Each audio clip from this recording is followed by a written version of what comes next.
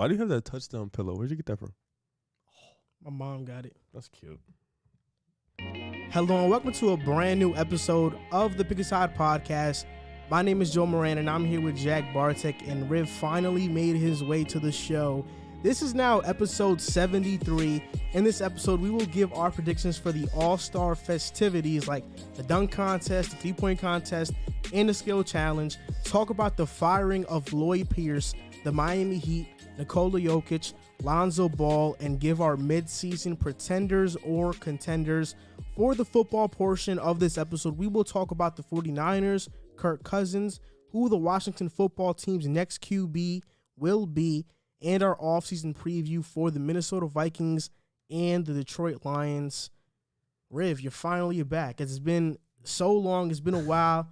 I know everybody watching is probably wondering where you been at. So where have you been at? I just been I have other ventures and businesses I gotta handle. So I just I've been on the move and stuff, been out the country, but I'm back. So as always, we know that was the biggest lie in the world, but we're going to start off this show by giving a shout out to people who have written us a review on Apple Podcasts. So this is the latest review that we got. It's from KWill2221. This is a great podcast is the title, and the description behind this is these guys have great insights into both NBA and NFL. They are an up-and-coming podcast, and I can almost guarantee they will blow up soon. Can't wait to say I knew them since the beginning, ... I thought it kept going, but apparently that's how it finished, ... It didn't finish with nothing else. So we appreciate it, KWill221. So as always, you can review our podcast on Apple Podcasts and write us a review if you want to. We'll read it on the show and post it on Instagram. And this is going to be a great show, episode number 73. Not too long when we were at episode 70. When was the last time the three of us were together? 69, I want to say, or 68. I'm not sure. Definitely not 69. It feels like it's been like a while. Yeah, it's nice to be back. It is nice to be back, and we're going to start off this show. Damn, 73 is a lot of shows, man. Talking about the All-Star Game weekend. The All-Star weekend is coming up. We got the dunk contest, the three-point contest, and the skills challenge. So for the skills challenge, these are the participants in that challenge. Robert Covington. I don't know why he is there, but he is there. Luka Doncic, Chris Paul, Julius Randle, Domantas Sabonis, and Nikola Vucevic. For the three-point contest, it is Devin Booker, Jaylen Brown, Steph Curry, Zach LaVine, Donovan Mitchell, and Jason Tatum. And for the dunk contest, it's Anthony Simons, Cassius Stanley, and Obi Toppin. So let's start off with the skills challenge. Who is going to win the skills challenge? I'll name it again. Robert Covington, Luka Doncic, Chris Paul, Julius Randle, Domantas Sabonis, or Nikola Vucevic. You want me to start? Yeah, because the Roberts covered thing just threw me off. I'll start. I think the person that should win it is Luka, and I feel like over Chris Paul. I feel like Chris Paul is going to take it easy. In his old age, he's got to play in the game as well. So I feel like he's going to take it easy. Luka, the young gun, I think he's going to come out firing. But I have this very strange feeling, and over the past couple of years, we've been surprised by the big guys in the skills competition. I have a very strange feeling about Julius Randle. I think Julius Randle is going to pull out a dark horse victory in the skills challenge. That's interesting. I was going to go with a guard this moment, but I think I'm going to rock with a big man, but I'm not picking Julius Randle. I don't think he's going to win it. I think Nikola Vucevic is going to win it. I think that's the guy. Yeah, I think that's the guy I'm going to rock with this one. I think he's going to just come out and get fancy on us and show us a little something, so that's what I'm going to pick. It's not even going to be a competition. The winner of this contest is going to be Julius Randle. Oh, my God. He plays for New York. He's gotten slimmer over the offseason. He's a great ball handler. He's an improved shooter. He's shooting 40% from three this year. And when we talk about the contest, right, you need to know how to pass. You need to know how to dribble around people. And you need to know how to get layups and shoot clutch baskets. that just screams out Julius Randle. You think so? Nikola Vucevic. I don't think it's Nikola screamed that to me. Vucevic is going to struggle in the passing aspect of this challenge. Domantas Sabonis might do well. Robert Covington might struggle in every aspect. Luka Doncic, the shooting, I'm not sure if he's going to make it on his first try. It might take him a couple. Wait. Let me get this straight. You think Randall's going to make it on his first try over Luka? Chris Paul, Jack made an amazing point that Chris Paul, he's not really into winning this challenge. He's an extremely competitive person, but I think he wants to take it easy. He's in the All-Star game. He knows that Julius Randle is an up-and-coming superstar. That's why he's going to let him win this contest. And Julius Randle, when you talk about the best passer outside of Chris Paul and Luka, he's that. You talk about the best shooter percentage-wise outside of Chris Paul, he is that. So he's going to win a contest, no doubt. He's going to put on for New York in the All-Star weekend in this contest. No doubt about it. That was some high praise. I do think a big man is going to win it, though. I don't think Chris Paul is going to take it serious. Luka, he could probably still sneaky, but I think out of the big man, I think one of them is going to get it.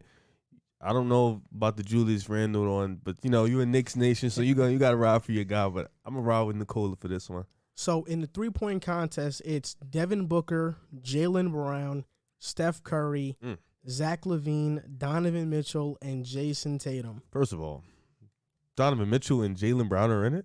Yeah. Whatever.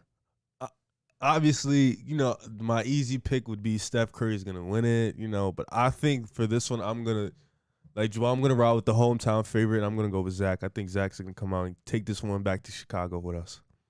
For some reason, I just feel like in these competitions, it's never the obvious guy. So as much as I think Steph Curry should win it, just like I thought Luka should win the skills competition, I don't know. I feel like it's going to be Devin Booker.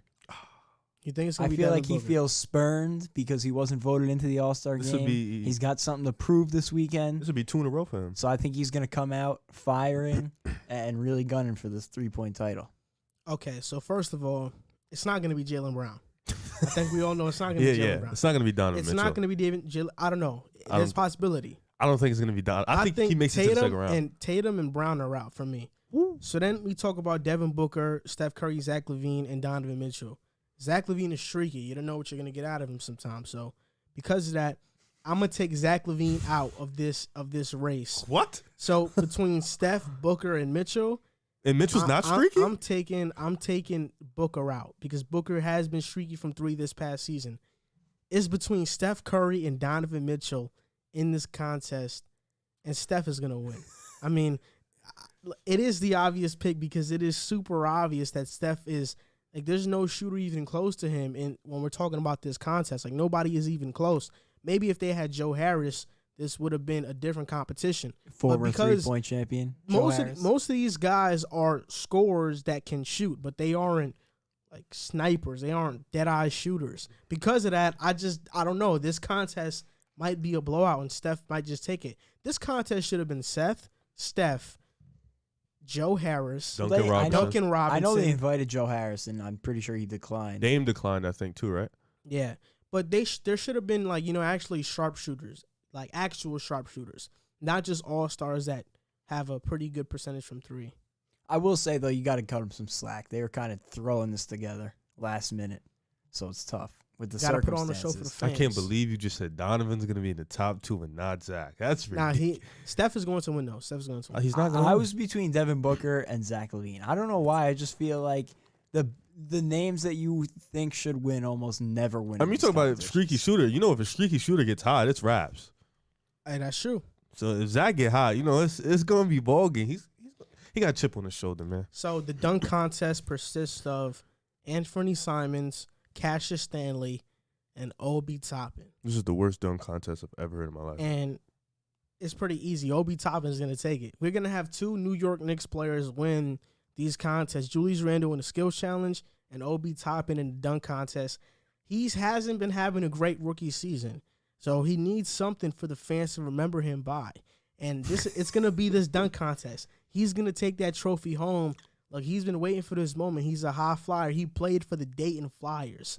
That's how you know he knows how to jump, man. So he is going to win this contest, the dunk contest. Anthony Simons, look, I like him, but I don't know if he has that type of bounce. Like, I don't know if he can pull out. I don't know if he can do 360s. I think Obi can do 360s. And Cassius Stanley, I think he's a sleeper pick. Cassius Stanley is he can jump. So it's gonna be between Obi and Cassius, but I'm going with the Dayton Flyer and the current New York Knicks and Obi Toppin easy. I was gonna go, like you said, sleeper pick. I was gonna go with Cassius Stanley. I've seen him do 360s between the legs, East Bays, throughout his whole career. I think that's the guy who I was gonna pick. I've seen him do more flashy dunks than Obi Toppin, so I think that was the guy I was gonna pick. But this is really hard to pick somebody because none of them has showed us anything to be in the dunk contest. But it'll probably be down to Toppin and Stanley, and I'll go Stanley.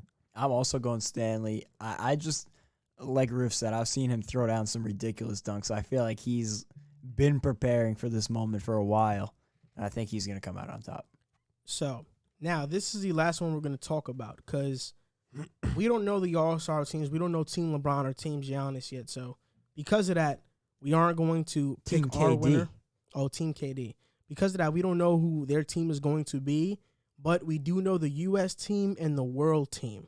So the U.S. team is LaMelo Ball, Anthony Edwards, Tyrese Halliburton, Tyler Herro, DeAndre Hunter, Keldon Johnson, Ja Morant, Michael Porter Jr., Zion Williamson, and James Wiseman.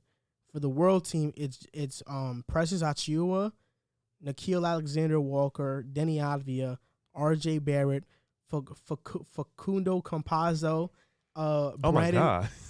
Brandon Clark, Lugens Dort, Rui Hachimura, Teo Maladone, and Michael Mulder. Is there anything to talk about? Listen, if they were playing this game, it would be a blowout. Blowout. Like, it wouldn't even be close. Listen, I'm going to let you know right now, it's going to be the world team because R.J. Barrett is on the team. Well, they're not playing it. They're not playing this? They just put out the rosters. Oh, they just put out the rosters? Yeah. Oh, wow, what a shame. Yeah, that sucks. R.J. Barrett would have won it, though. You think so? Yeah. No, you honestly legit think He so? would've been No, the like best you player. believe that. Yes, he Like would've that been the is best in your player. heart, you believe that. Yes. Okay. Yeah. Okay. If they were playing, I know they're playing like a team of Quavo and who else is playing. I think the celebrity game. I didn't know they were playing a celebrity game. Quavo is in it. I think Coda 4K.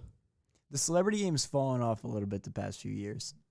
Yes, I think Lil Durk might be playing. Nah, he's nice. You get him in there. Yes, sir. Man. Was better it than him Alfred who Payton. was it him where the video came out of him shooting around and KD commented on it? Yeah, he's better than Alfred Payton. He could play a little bit. Yeah, he's legit nice. He played at high school and he played, when he was young, but the streets. I'm trying to find who it is. I know that it's definitely Quavo in it or one of the Migos. I don't know. It's probably Quavo. It's probably Quavo. It's in Atlanta, right? It is. I think it's. Yeah. No, It was it's in supposed to. Indianapolis. It was supposed to be in Indianapolis, but then they moved it. I'm Oh, pretty it's in sure Atlanta? to Atlanta.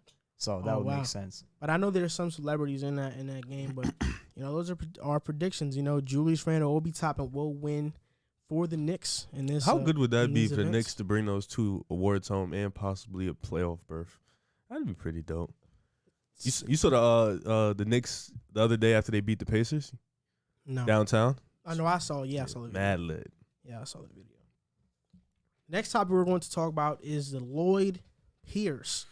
He was recently fired, and I think his overall record with the Hawks was 65-120. He spent 3 seasons with the Hawks, more like 2.5. And yes, what do you think about this firing? How do you feel about it?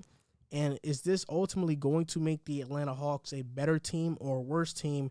Nate McMillan is currently the interim coach for that team. Why you say I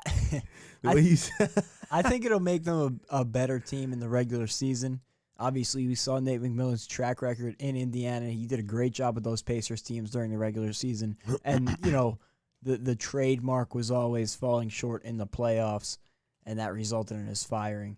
I think that Lloyd Pierce had run his course. The players wanted him out. They all supposedly supported this move and wanted to see things with a new head coach. I think that it was the right move to make. I don't think the Hawks have been healthy this season, so, it might have just been unfortunate circumstances, but it's been 3 years now. He hasn't had any success, and there was talent. Even with injuries this year, there was talent. They should 100% be doing better than they have been doing. I think the offense has been really stagnant. I know John Collins was very unhappy with it earlier in the season, so I'd like to see them with Nate McMillan and see what they can do, but I think that this was definitely the right move. Oh, I thought you wanted to go. I look at it 50-50. You know, the team hasn't been healthy. Only, 4 out of I'm looking at it right now. Trae Young, Kevin Huerter, John Collins, and Solomon Hill have played 30 games. So their key guys have been missing games. But from what I read from the reports, it's looking like Lloyd Pierce was favoritism a lot of the players, and a lot of the guys backed Trae Young who didn't want him there. So it looked like he was really the main problem. But at the end of the day, I feel like it wasn't all on him. He just couldn't handle egos. You know, egos from young guys coming in, it's going to be hard to definitely assess them. So at the same time, you could look at it as his fault. But this team wasn't healthy. So you can't put the blame all on him because they haven't been on the court for most of the time. So I give him like 50-50 to blame. You guys ready for what I'm about to say? Probably going to say some nonsense. Okay. So Lloyd Pierce was fired after 3 seasons, 65 and 120 record. His first year, they had a 35% win percentage. Second year, it dropped down to a 30% win percentage. And now this year, it was at a 44%, and he got let go. But like you mentioned, Trae Young and all the players, they didn't want him. And if your star player doesn't want the coach, he's probably going to get fired, you know. 100%. And because Lloyd Pierce is a black coach, this caught a lot of like traction of, did he unfairly get fired? Did he get fired unfairly? And the argument came about that this doesn't happen to white coaches and stuff. But like, that's a lie. We saw earlier when Ryan Saunders got fired after a year and a half with Minnesota. And not only did Ryan Saunders get fired, but they hired his replacement in Chris Finch like 30 minutes after he was hired. Literally, after he got fired, 30 minutes after. From a different organization, too. The same night, he was hired as their new head coach. Ryan Saunders only had, when he was coaching the Timberwolves, Karl-Anthony Towns and D'Angelo Russell only played 5 games together in a span of like 80 games. What was the narrative behind that firing? The narrative behind Ryan Saunders' firing wasn't that he didn't have much to work with. Instead, it was, why didn't David Vanderpool get the job? That was a coach that developed Dame and CJ, and how much did he really develop, and we don't really know. But, you know, that's the thing. And then we look at other coaches like Jim Boylan and stuff like that who didn't get much of an opportunity either, but that's because he was a bad coach, right? Yeah, he was horrible. And that's the thing is, I think that especially when black coaches get hired, because a lot of people want to see more diversity within the coaching between like coaches in the NBA, we kind of give them a lot of excuses when they don't succeed. Oh, if they get fired, it's because the team wasn't going to give them much of a shot because they are a black coach or something like that. But the average lifespan for an NBA coach in 2014 was 2.4 years. And if the majority of the coaches were white or whatever race they are, I mean, yeah, you usually get 3 years to make an organization relevant. If you can't, then you get fired. Just last season, and then we had some coaches like Greg Popovich and Rick Carlisle called out the Hawks, I think, for firing Lloyd Pierce. And I'm here to tell everybody that doesn't matter. Because last year when David Fizdale got fired from the Knicks, everybody clowned the Knicks. Everybody talked down on the Knicks. Oh, David Fizdale's finally getting away from that dysfunctional organization. A year later, we get a good coach in Tom Thibodeau. We're in the playoffs. So that's what I'm saying is that I don't think this has to do so much with race. I think this just has to do with that Lloyd Pierce, to this point, hasn't shown to be a good head coach. That's all I think it is. Yeah, and he's being replaced by another African-American head coach. Exactly. That's the thing, too. And, you know, Stephen A. Smith, I saw his first take on this, and he was like, it's suspicious. And I'm like, why is it suspicious? And then you asked him? No, I didn't. No, in my head I said it. But then Stephen A., come on the show. But then he talked about how Steve Nash is the only, like, white coaches get awarded opportunities to coach supreme talent usually, right? And then I got into researching, and it didn't take me long to find another example. Steve Nash got to coach Durant and Kyrie. Who was the coach that got to coach LeBron, Kyrie, and K-Love after they fired David Blatt like a year and a half into his tenure? Tyronn Lue. So, yes, there is an example of an African-American coach getting opportunity to coach a very talented team. So you can find that same example. Yeah. And David Blatt was coming off a finals appearance, if I'm not Yes, mistaken. with K-Love and Kyrie injured in the finals, and he was let go after being 30-11 his second season. So, That's so ridiculous. but that's the thing. Like, if it was an African American head coach, the narrative would have been completely different around it. But because it wasn't, we don't look at it that way. And I'm not saying that the NBA doesn't need to be more diverse, because it definitely does. But I'm also saying that we can't try to make every firing simply about that and simply look at that as the reason why. Because a lot of people were overreacting to this Lloyd Pierce firing that, oh, why did they fire him? I mean, if you guys actually watched Atlanta Hawks games, you'd know. Yeah, you would know. He's not that guy. You would know. You would know. And now they're getting a new head coach. And do I think they'll be better? Because Nate McMillan is a proven head coach, I think they will for the time being. Who knows if he's going to stay there, if they are going to get a new head coach. But for the time being, I think they'll be better. But they have to get healthy. Danilo has missed games. Bogdanovich is still injured. Cam Reddish has been hurt. DeAndre Hunter has missed half the year. So there are a lot of things going on with the Atlanta Hawks right now. Yeah, no, I agree 100%. And I just think it's funny, like, the way they ran that offense rubbed a bunch of the Hawks players the wrong way and got them upset with Lloyd Pierce. But then Lloyd Pierce complained about the way Trae Young was drawing fouls, and it got Trae Young mad at Lloyd Pierce. So it was like nobody in the organization was happy with him. There's a lot that went on for this to happen. And when you go 3 seasons with a team, you don't your one improvement is a very small improvement after your team essentially went out and had their splash offseason trying to take the next step, and you're not even a playoff team. You've run your course. Yeah. It's hard to assess because it's like, okay, Pierce complained about Trae Young, right? But then John Collins complained about how the system was being run through Trae Young. We can all agree that John Collins is probably gone. He's probably not coming back. He's probably going to go. So Nate McMillan is a coach who coached for Indiana. Indiana is a place who doesn't have a lot of ego guys, who has a lot of guys who fits in the system, who just plays the game the right way. Atlanta is a situation where there's a lot of youth and a lot of young talent with potential and a lot of injuries. Is he going to be able to come in there and automatically change the culture like that and get these guys into winning basketball? I think that he probably will, because he did coach Indiana, but he also coached Portland with Brandon Roy, Aldridge, Odin, all of those guys. I mean, they were hurt for most of the time, but, he does have a track record because I think he has experience. They're going to be a bit better, but ultimately, I really think it's just about them getting healthy, which you can make the argument that if Lloyd Pierce would have stayed, this team is a 500 team if they would have stayed healthy, but they're not healthy. And to this point, Danilo Gallinari, he has been in and out of lineups. And not only that, but he has struggled this season thus far.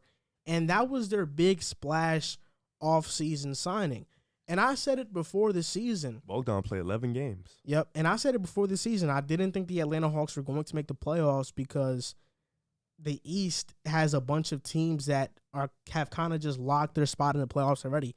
We look at Brooklyn, Milwaukee, Boston, Miami, Philly, Indiana, Toronto. Like, that's 7. And Indiana's not even in their playoff race right now. So Atlanta was really going to be fighting for that 8th spot with the Knicks, the Hornets, and the Bulls, all of those teams.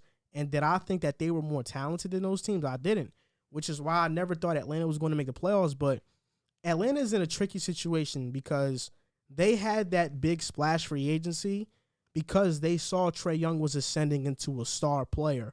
So they wanted to rush and get him help.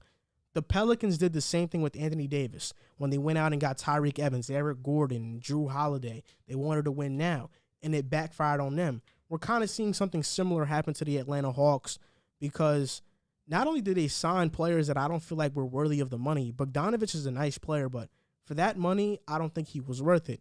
Danilo, very injury prone, an older player as well. So a lot of their moves didn't really make much sense. Yeah, and they were oversigning guys at positions too, I thought. I think it would have made more sense to maybe hold on to the money and let it roll over. But the crazy thing is, they're still only 2 games out of the 5 seed. So if Nate McMillan can come in and turn things around here, they could still very easily be a playoff team. But it's definitely going to be interesting to see if he can come in and change things, because this Hawks team is very different than a bunch of those Pacers teams he had. But I think at the end of the day, he will turn them around. Will it be enough to make them a playoff team? I think they'll be one of those teams that we see in the play-in games, and I think they could be a playoff team, but it'll be interesting to see if he's able to come in. And I think it would be wise for them to give him a chance to turn it around, because right now they're in a stage where the playoffs should be a benchmark for them. Like, that should be a goal for them, and Nate McMillan was able to do that so often in Indiana. Like, get there first, and then you can reassess the situation. So I think it would be wise for them to give Nate McMillan a shot. Earlier on this segment, I said that the average coach in 2014 got 2.4 years until they were fired. Right now, it's 3.7 years. So 4. So basically close to 4. So 3 is kind of just under that. Yeah, and I mean, when you look at that number, there's a bunch of guys in the league that are skewing that. I mean, like, you have Rick Popovich. Carlisle, Popovich, But those are the Spoelstra. proven guys. Like, Exactly. If we look at the guys who have been coaching for the past 5 years, Most who of them have just a got ring. jobs, most of them are probably have been gone. Exactly. So that's why that number's kind of skewed. I'd say the average coach gets 2 to 3 years to prove themselves. If they don't make a considerable improvement, then they'll be gone. And that's the thing. I mean, if Lloyd Pierce would have made the playoffs once in Atlanta, he would have still been head coach, something to have. But because you don't make the playoffs, it's hard. Steve Clifford still has a job because he took Orlando to the playoffs like two years in a row. They got basically swept. And they've been hurt too. They got basically swept. But, most coaches get 2 to 3 years to prove themselves. If they don't prove themselves in that point, they're pretty much gone. Yeah, and you got to understand it's a business. As a Net fan, I can speak towards Kenny Atkinson. Did an absolutely incredible job with the Brooklyn Nets. Helped turn them around from one of the worst teams in the league to a playoff team. Helped bring in KD and Kyrie. And then before KD even got out there, he was gone. What did he do wrong? He didn't do anything wrong, but the fact of the matter was they were just turning a new page as an organization, and they needed a communicator. And Kenny Atkinson is more of, a developer. And so it didn't fit. Like, there is a lot that goes into these decisions. I think it's very short-sighted to say something like what Stephen A. said. This is the era of player empowerment. Mm-hmm. So if your star player does not want that head coach, he's not going to be the coach. And Steve Nash got hired by the Nets because KD and Kyrie wanted him. Yeah, people like to bring up the Jim Boylan situation. That was the same thing that happened. The team didn't want him. No, Laurie didn't want him. Zach didn't want him. So you're gonna always pick the players you pay over the coach all the time. Yeah, exactly. So now we're moving on to the next segment. We are going to talk about the Miami Heat. They have won 6 of their last 7 games. They have beaten the Kings, the Lakers, the Thunder, the Raptors, the Jazz, and the Atlanta Hawks. So, I mean, they are finally getting on a roll. Can they replicate the success they had last season coming into these playoffs, or how far do you think they will finish in the standings this season? Well, I love to troll the Heat every day when they lose. I'm not going to troll them today, though, because Jimmy and Bam are not playing. So I am not going to troll them today. I don't think they're going to replicate last year. I think last year was a great run, a great story. But I think just this year with the big three in Brooklyn, with the newly revamped Bucks, even Miami, not Miami, even Boston, I don't think Miami's as good as it was last year. I think this year, losing those wings that were able to defend 1 through 4 is going to be tough. I think they're a second-round team at best. I just think with Joel Embiid playing the way he's playing, Philly's going to be tough. The Bucks are going to be tough. The Nets, they aren't going to beat the Nets. Boston's going to be a tough series. So I have them as a second-round push. I think Jimmy Butler could definitely get them there. But with this team, I don't think this team is just good enough. I think Goran Dragic, Tyler Hero, Duncan Robinson, good players, but they have a defensive deficiency where they put those guys out there, and defensively they just can't keep up. And Jimmy Butler, he has to do so much for this team offensively and defensively. I don't think it's going to be enough. Yeah, I think when you talk about replicating last year's success, I don't think there's any way they end up back in the finals this year just because, one, the Nets, which is going to be the benchmark for anybody trying to get to the finals. And then you also got the 76ers and the Bucks. The 76ers are majorly improved from last year, and, knock on wood, they'll be going into the playoffs healthy, unlike last year. Don't jinx it. And the Bucks, I think the Bucks improved with the addition of Drew Holiday. And although they have that game plan in place to stop a guy like Giannis, a lot went wrong with the Bucks last season, and they added shooters this season. So it's a totally different team they got to deal with. Do I think the Heat could pull off an upset of the Bucks? Yeah, I could see that. But even if they do that, then you got to get through Brooklyn to go to the finals. I can't see them pulling off 2 upsets like that in a row. And I that's why I don't see them having any chance of replicating last year. I think they could go on a run here and maybe pull off 1 upset, surprise some people, but I don't see them making a finals run. I agree. I don't think they will make the finals because Brooklyn is going to make it. No doubt about it. But I think that when you talk about how far they can go, it really depends on the matchups. I mean, I don't even care about their record. They are 17-18 right now. That might change. Scratch the record. That might change if they lose to the Pelicans tonight, but they're going to make the playoffs. So we talked about it before. The Miami Heat will make the playoffs, no doubt about it. Jimmy is healthy. Jimmy right now, I believe, is averaging 22-9-9 in the last 7 games during this win streak. He's shooting 33% from 3, which is a big improvement from where he was when he started the season. But it's about matches. When you look at the 6th seed, they're the 6th seed right now. Who would they play? They would play the Milwaukee Bucks. Can they beat the Milwaukee Bucks in a 7-game series? Absolutely they can. They have the personnel to do it. They have the players to do it. And I think Miami kind of has a mental edge on the Bucks right now. Just based off last season. I know they got Drew Holiday, Bryn Forbes, and Torrey Craig. They brought in some new guys like Bobby Portis as well. But I just feel like Miami has a mental edge over the Bucks. But if you want to go the safer route, I think Miami has to get that 5th seed to possibly face the Knicks in the first round, which I think they can beat, or pretty much face the Raptors if they get them, or the Celtics. I think they can beat the Celtics as well. But if we're talking about Philly, how Philly's playing right now, I don't think Miami can beat Philly. How Brooklyn is playing, nobody's going to beat Brooklyn. They cannot beat Brooklyn. So I think they can beat Milwaukee, Boston, and everybody else. But outside of the top teams, they can't, outside of the top teams, they can beat everybody in the playoffs. Yeah, no, I agree with you there. And they're so well coached. Eric Spoelstra does such a great job. They have that veteran leadership. They have guys who have been there. So when it comes to the playoffs, they're going to be a different team, especially, like I said, knock on wood, if they can stay healthy come playoff time. But it's just those top teams. Like, I definitely don't think they have the firepower to compete with the Nets. The Sixers, it would be tough because, again, their personnel this season matches up very well with the Heat. I think that would be an incredibly tough matchup for them. And even the Bucks, the way they changed their personnel this season, I think would be another tough matchup. One of the biggest things last year was when Giannis would drive and kick, guys weren't knocking down shots in that series. Now they added some shooters around him, so I think it would be a bit of a different outcome. But, beyond those 3 teams, I could see him beating anybody. I think the rest of the East from there is a bloodbath. Like, it's anybody's guess from there. I mean, the Celtics, if they go out and add a Vucevic, maybe things get a little bit more interesting. But beyond those top 3 seeds in the East, I think it's anybody's game. If the Celtics add Vucevic, Miami can't beat them. I would agree with that. I would be very interested to see if the Celtics did that. And they add Vucevic, they would have to give up to get him.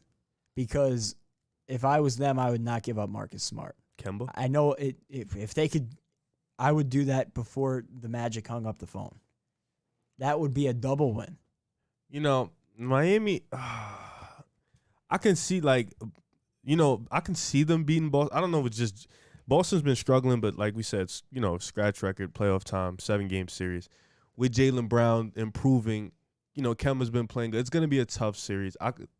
They have the mental edge over the Bucks, but adding shooters is going to be tough for them. It's really just going to come down to how much Jimmy Butler is going to be able to carry them. And the year 2 improvement in the playoffs with Tyler Herro and Bam Adebayo, how they're going to play in the playoffs. But I think with them having the I do think they have the personnel to beat Philly. It's just going to come down to come playoff time. Is Joel Embiid still going to have that switch on? Is Ben Simmons going to be a little bit better than what he's been doing? Tobias Harris, he's going to be consistent. If the shooters are going to hit shots, then I think they don't have any chance to beat Philly. Same thing with Milwaukee. If Giannis has that switch on, if the shooters are hitting. But I think top to bottom, they have the personnel to beat the top teams outside of the Brooklyn Nets. It's just if they're going to do it. They have been struggling. The guys have been in and out of the lineup, so it's going to be hard, and you're going to have to rely on Jimmy Butler a lot this playoffs. But if you could do outside of Jimmy, Joel Embiid and Giannis, Jimmy has shown the ability that you can count on him. So I wouldn't count them out.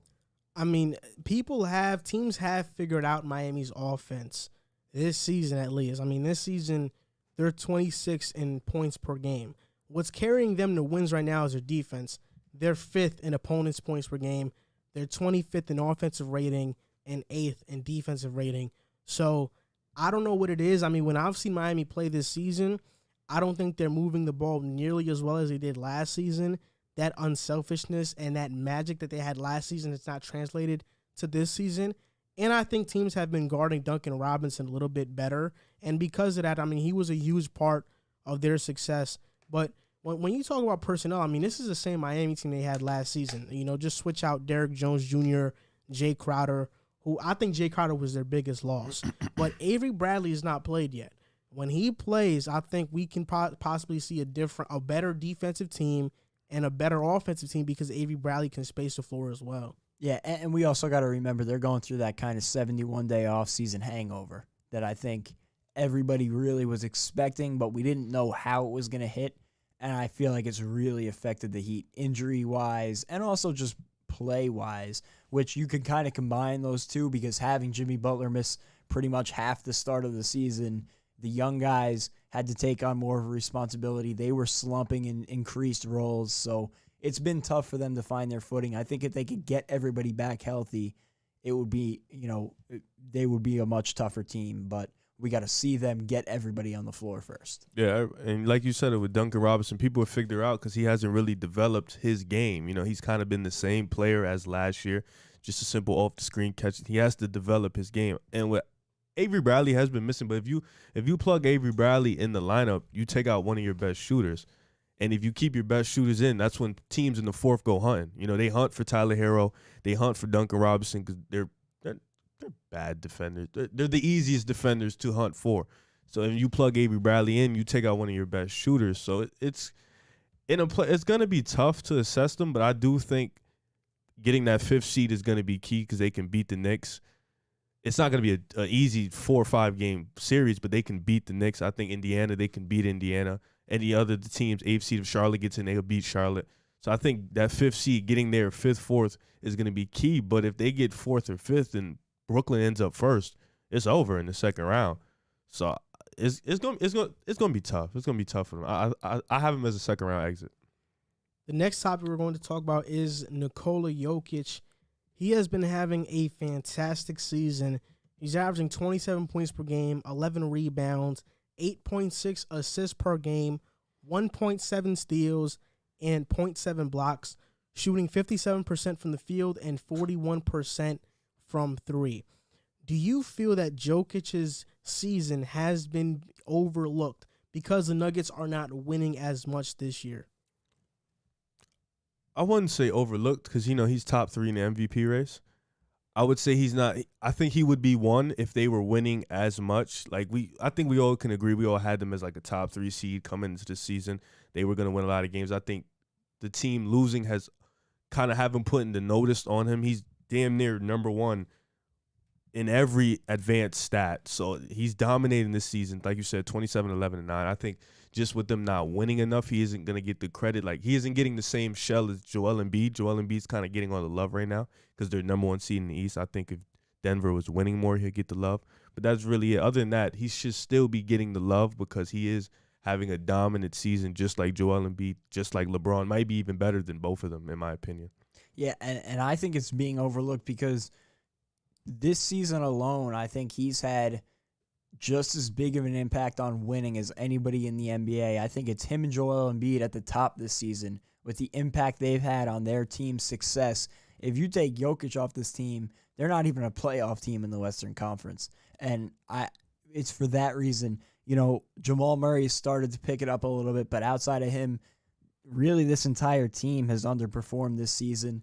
And I think Jokic just carried them to be in the position they're in and allow them a chance to turn it around in this second half where they're still in a playoff spot. they could figure it out and make a run for it. And that's all because of Jokic and what he does. And he does it in so many different ways. No matter what you need from him, he can go out and score the ball. He's not a spectacular defender, but he can defend. He passes the ball wildly. He rebounds. He really does it all. And I like I said at the beginning, his impact on winning is right up there with Joel Embiid this season. And I don't think that people are giving him the same shine that Joel is getting because the Sixers are at the top of the East. This year, Jokic is averaging 7 more points, 1 more rebound, and 1 more assist, but he's shooting 10% better from 3. Last year, he shot 31%. Like, what are you talking about? And he's shooting 5% better from the field. The other night, he recorded his 50th triple-double, which passed Wilt Chamberlain. Wilt Chamberlain took 703 games to do it. Jokic did it in 416, the only center to do so. And this was a quote from an executive. He's like Luka Doncic, but a center. He passes like a point guard, can shoot off the leg like Dirk Nowitzki. He's a point guard. Makes sense. And I think that's the greatest comparison. I mean, Jokic can literally quite be Dirk and Luka in one. And I think Nikola Jokic is what old heads want us to believe that Bill Walton was. When you talk about Bill Walton and how he was a great scorer. I heard he was passer. a gifted passer. Yes, but we've seen it. I think best passers in the game, Nikola Jokic is definitely up there. He might be the best depending on who you ask. I don't think he is because I would have Harden up there and LeBron up there. And then I'd have Jokic probably. I think he's a top 5 passer most definitely. But he's not only in the MVP conversation, but you can make a legitimate argument that he deserves to be the most improved player this season based on his percentages and the points he's averaging. Jeremy Grant's averaging 11 more points this season. Jokic is at 7.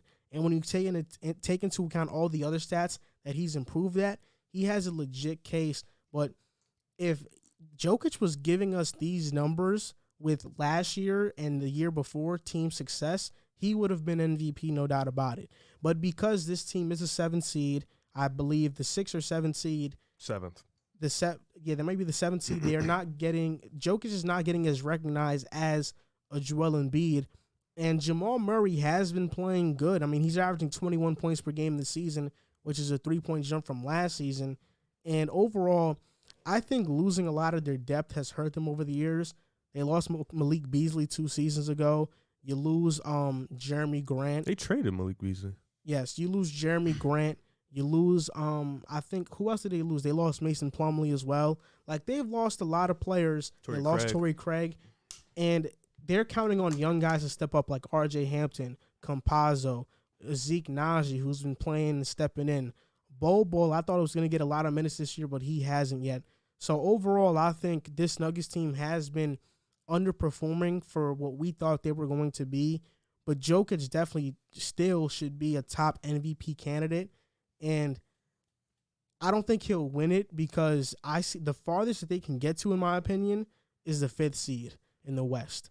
I don't think they won't finish over the Jazz, the Lakers, the Clippers, or the Suns. So the best they can get is the 5th seed, and we'll see what happens from there. But he's having a fantastic season.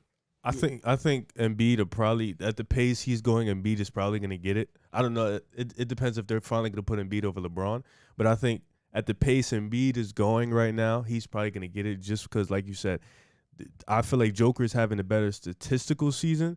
But in terms of impacting winning on the team, Embiid is going to get it over him. But like you said, if they had the same record as last year and Joker was putting up these numbers, he'd probably win a unanimous MVP, in my opinion. I think he's been that dominant this year. But just like you said, the team hasn't been that good. Guys haven't been stepping up. They're relying on a lot of young guys who have – Michael Porter Jr. has been in and out of the lineup. He hasn't been playing that much. So it's going to be tough.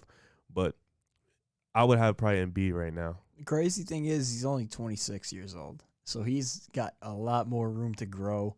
I mean, usually you hit your prime around like 28, 29 years old, I'd say. 27, 28, 29. So he's still probably got room to grow. That's insanity. I mean, he is just so much fun to watch. And although the record hasn't been there this season like it has in the past, we should not overlook how awesome he's been this year. Yeah, and I've said it before. I think Nikola Jokic is the best center in basketball. Like, I know that people can argue Embiid or debate Embiid, but for me, I would take Nikola Jokic as my guy. I just think he's the best center in basketball. You can debate that back and forth, but I personally would prefer Nikola Jokic I think to be on my squad. I know all three of us have both of them guys near towards the 8-9 in the league. You know, top 10. We have him around. Where does Jokic get put now? Do we put them? Does he jump into the 5-5 over Dame? Over Dame? He Can we put both of them over AD? No. For this season, obviously, but overall, I would not say. Well, where'd you have AD? You had AD at 7 overall. Did I? AD I is thought I top had him 5 around for me. 5. I thought I had him around 5. I could be wrong though. I'd have to go back and look at my list, but I don't think he's over AD yet. Like full body of work wise, but like the Dame conversation has to be had now. He's better than Paul George. Paul George is in top 10. You don't think so? No. Oh. You don't? No. I would have Paul George top 10. It really depends. No, I had him don't think top I would 15. have Paul George Yeah, I top had 10. Paul And that's George not a top knock 15. on him. The league is just so good right now. Do they I mean, both go? who? So, LeBron, KD, Harden, Curry, Giannis. No, that's like wrong. Are you asking me or are you? No, that's just that's listing, top 5. just listing. Then LeBron, Kawhi is KD. six. Kawhi. No. No, I'm not saying 6 on my list. I'm just saying just 6. I'm just naming yeah. players. Not sorry. listing, just- LeBron, KD, Kawhi, Harden, Curry. Those would be 5. Giannis. Kawhi. And then the next 3 would be Dame, Luka, and then would be the Jokic and Did B. we Those would be say the next AD? 4 up. I would put Luka, Jokic, I might put Jokic Dame, over and Luka. Embiid. Now, I'm not putting Jokic over Luka. I might put Jokic over Luka. I think I'm not I'll doing probably put Jokic. Yeah, Jokic, Luka, Dame, and Embiid would be my next 4 up. I don't know where to put AD. It's hard to put AD somewhere right now. It's been such a strange. Yeah, Between Wait, this. I didn't listen AD. No, we stopped at 6, and you didn't list Yeah, I AD. No, don't think you AD's said there. AD. If we're just talking about like this season, he's not. But If we're talking We're overall. talking about overall. Yeah. Where Yeah. is he? I'm saying, He is but there. I would have because him, you had him at 2. I would have him right ahead of Jokic right now. So Like I would have him Okay. right at the end of okay, that all right, cutoff that's of what I'm saying. I was he- saying like they were right behind him, like yeah, because I had he him would at probably 7. be my last superstar. AD, Yeah, unless you, I would consider Jokic. you have to. Yeah, he's he more of a is, super. yes. Yeah, you definitely have to. But then you have What to. were you about to He's say? more of a superstar than AD. He is. Ooh, I don't know about that.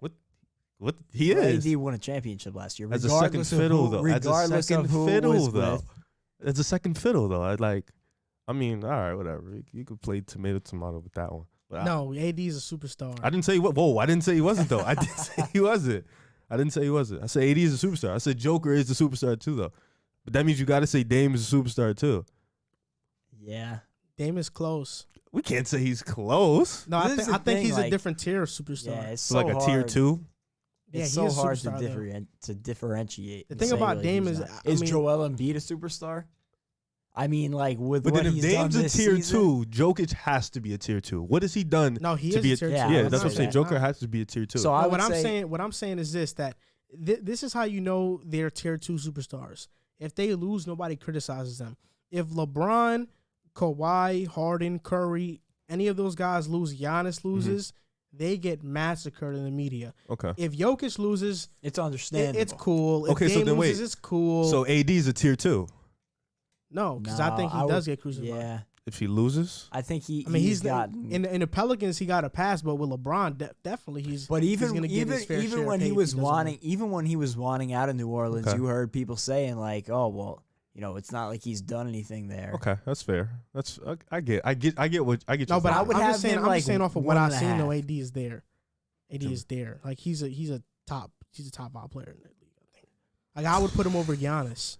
I think his struggles this year have been a lot to do that with debate. Honest to God, is like Embiid and Jokic, Giannis Yeah. and AD. It's literally like that because you're saying you're gonna put him over Giannis. I would agree with you. But on that. Giannis has shown the ability to lead a consistent top contender. AD His team hasn't. was just really good. So Bucks are good, yeah, but they can be good. But if you don't have that one guy at the top, they're never gonna be a great team.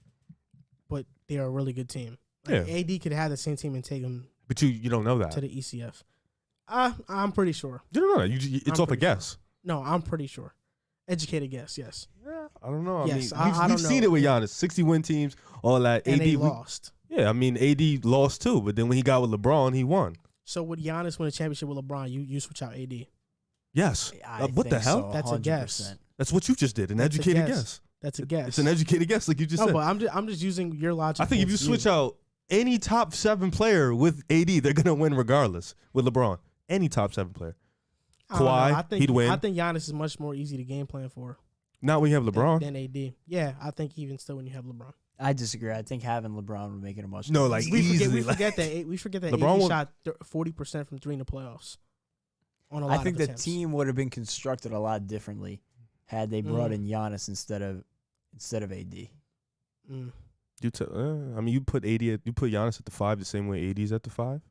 You can't double team him.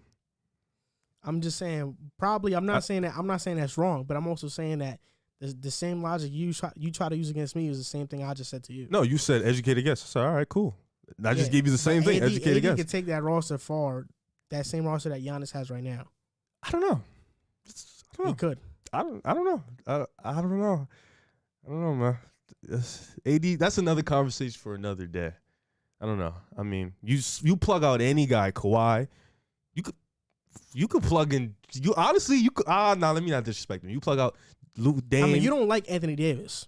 Well, you put him. You said on this show he's the second best player in the NBA. Coming into the 2021 season, absolutely. Yeah. So so when I asked you that question, because you jumped him so high because he won a chip. So I'm asking you, no, the but way Jokic is playing right now, I just want to let everybody. You got to jump him high, right? No, if we're talking for this year, who's having a better year than Jokic is having a better year, but who is the better player? It's Anthony Davis. Like, I'm not really. Oh no, we're not. No. Anthony Davis is a better player than Jokic. I know that. Okay, so yeah, but I mean, I'm just trying to let everybody know that you don't like. You're not fond of Anthony Davis. Let the record be known. You're not fond of Steph Curry. You still give him his props. I'll give AD his props. He's a top 7 player in the NBA. You just said Jokic is more of a superstar than AD. I said he should get just that right. He's led his team consistently. He's been the top of the food chain. I think we all agreed. I mean, we had them right next to each other. I think we all. We had did, them like but I'm saying if you're gonna 7, sit there and say AD's a superstar when he was a second fiddle in the championship and he's led his team to an 8th seed maybe twice, when Joker has been leading his team higher than an 8th seed. Oh yeah, he finished 4th one time. When Jokic has consistently shown that he can lead his team and be the top guy twice, they've made the playoffs twice. Yeah, he's only been an all-star twice, maybe 3 times. But you're saying consistently like he's done it like for 10 years. It's I mean, been 2 AD years. did it 3 times. Jokic is on his 3rd time. He wasn't on New Orleans for long though. He was on New Orleans for like 6-7 years. And he did it half of the time. And what Jokic did in year 60, he did it half of the time. And he was injured most of the time. Come on. That doesn't matter? How can you play a team to the playoffs if you're injured? I will say. That doesn't matter? I will say Jokic has also had a much better organization to work with, I would say. Like roster around him, the head coach, I think like his situation has been better. That's fair. Denver has homegrown their talent, pretty much. Outside of getting Paul Millsap, they have homegrown their talent. I think that is the slight edge that I think Jokic has had. That's fair. I'm just saying, man. But I think they both have to have the I think it's very close. They both have the same. Jokic is about to have his 3rd playoff run as the man. AD had 3 too, so it's the same thing. Okay, but I'm still saying. I mean, Dame too. If you're gonna, how did we even get here? I forgot. Because he wanted to hate on Anthony we were Davis. talking about if Jokic is being overlooked. Yeah, this is Jokic's segment. You want to turn it into? I did not. Don't try to make. I didn't start it. You want to turn it into a AD hate? No, I didn't. Hate fest. Yo, I never. How am I a hater for putting AD as the 7th best player in the world? Nah, because you said that Jokic is more of a superstar than AD. I said he's as much of a superstar as AD. That's what I said. I think Dame is too. Nah, I don't think so. But I love Joker. So for people watching, I love Joker still. But I just want to let it be known that River is a Anthony Davis hater. If you go to his Twitter, you'll see a bunch of Anthony Davis takes, and they are not speaking fondly. I mean, I can say the same thing when you talk about Curry, though. You are a remote. All right. Curry hater. All right. I'll admit it though. I'm not a big fan of Curry. I just admitted it. But I would never. You would never hear me say that he's in the same bracket of superstar as Dame. I would never say that. But that's a clear. Steph is a clear notch above. Like, what you mean though? Like, AD, I think, is a clear notch above Jokic too. He's a defense player of the year candidate. To put a bow on this, because we could do this all night. Shoulda, coulda, woulda. We could do this all night if we wanted to. But to transition a little bit here, in the chat, they're talking about the draft. LeBron took Giannis. KD took Kyrie. Of course he did. LeBron took Curry. KD took Embiid. LeBron took Luka. KD took Kawhi, LeBron took Jokic, and KD took Beal. Of course, he picked Kyrie over. Yeah. So Curry. it's well, I guess Sabonis. Well, who's taking KD's starting spot? Tatum. Okay, so it's Tatum, Kyrie. That's funny. Kawhi, They're cool. Joel Embiid. Are they really? Yeah, they are. Yeah. Kawhi and Bradley Beal versus LeBron, Curry, Luka, Jokic, Oh my God. and I'm missing one. LeBron. Team LeBron is gonna probably Giannis. and Giannis. Oh my God. Yeah, because That's sick. LeBron goes off of who's the best. He doesn't really play favorites. KD's obviously playing favorites. If AD was in the draft, he would have picked him first. Giannis picked Middleton off the bench. His first pick. Like I said, Giannis is like top 2 player potential, so it doesn't matter if he picks him first. He deserves that anyway. No, I'm just saying, like, if LeBron had a teammate in there, I'm sure he would have picked him too. No. KD's first pick was Kyrie. Come on, bro. That was extreme like loyalty thing. That's what I'm saying. Yeah, That's what I'm saying. If LeBron, I mean, if you put Contavious Caldwell Pope in the starting draft, I'm sure he would have taken him. He didn't take Harden though, or Harden's not a starter. Harden's not a starter. Oh, I'm saying Luka was there, Jokic was there, They're Embiid picking was reserves there. now. So I bet you Harden is the next pick. LeBron took Dame. yes. We read the comments throughout the That was episode. last year. First pick, Giannis off the bench. He Yeah, picked Middleton. yeah. AJ's Middleton. It's the loyalty thing. It's kind of like.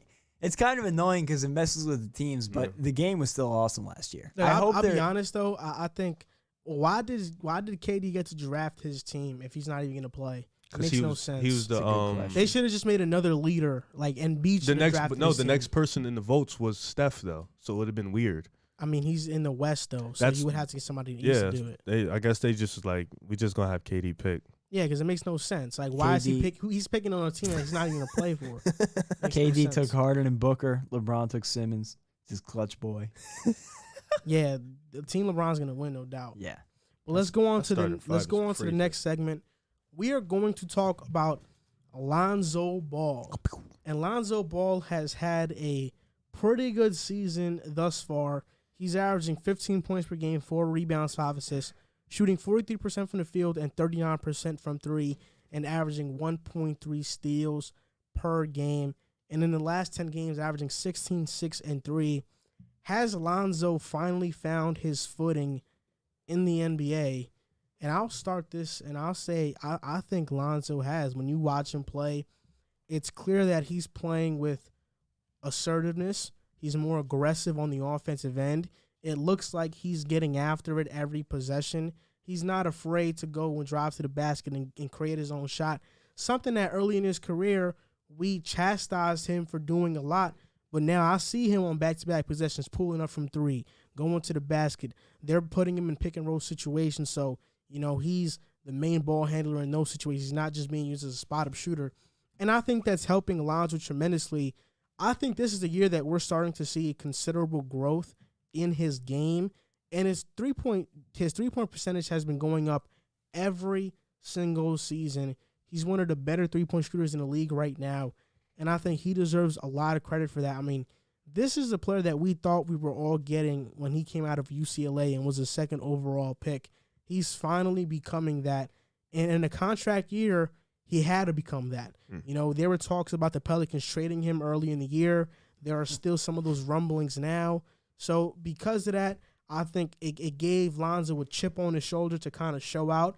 I also think him seeing LaMelo play so well is kind of giving him another chip. But no doubt about it, Lonzo, he's already a great defender, a great passer, and he's improved so much as a shooter and scorer.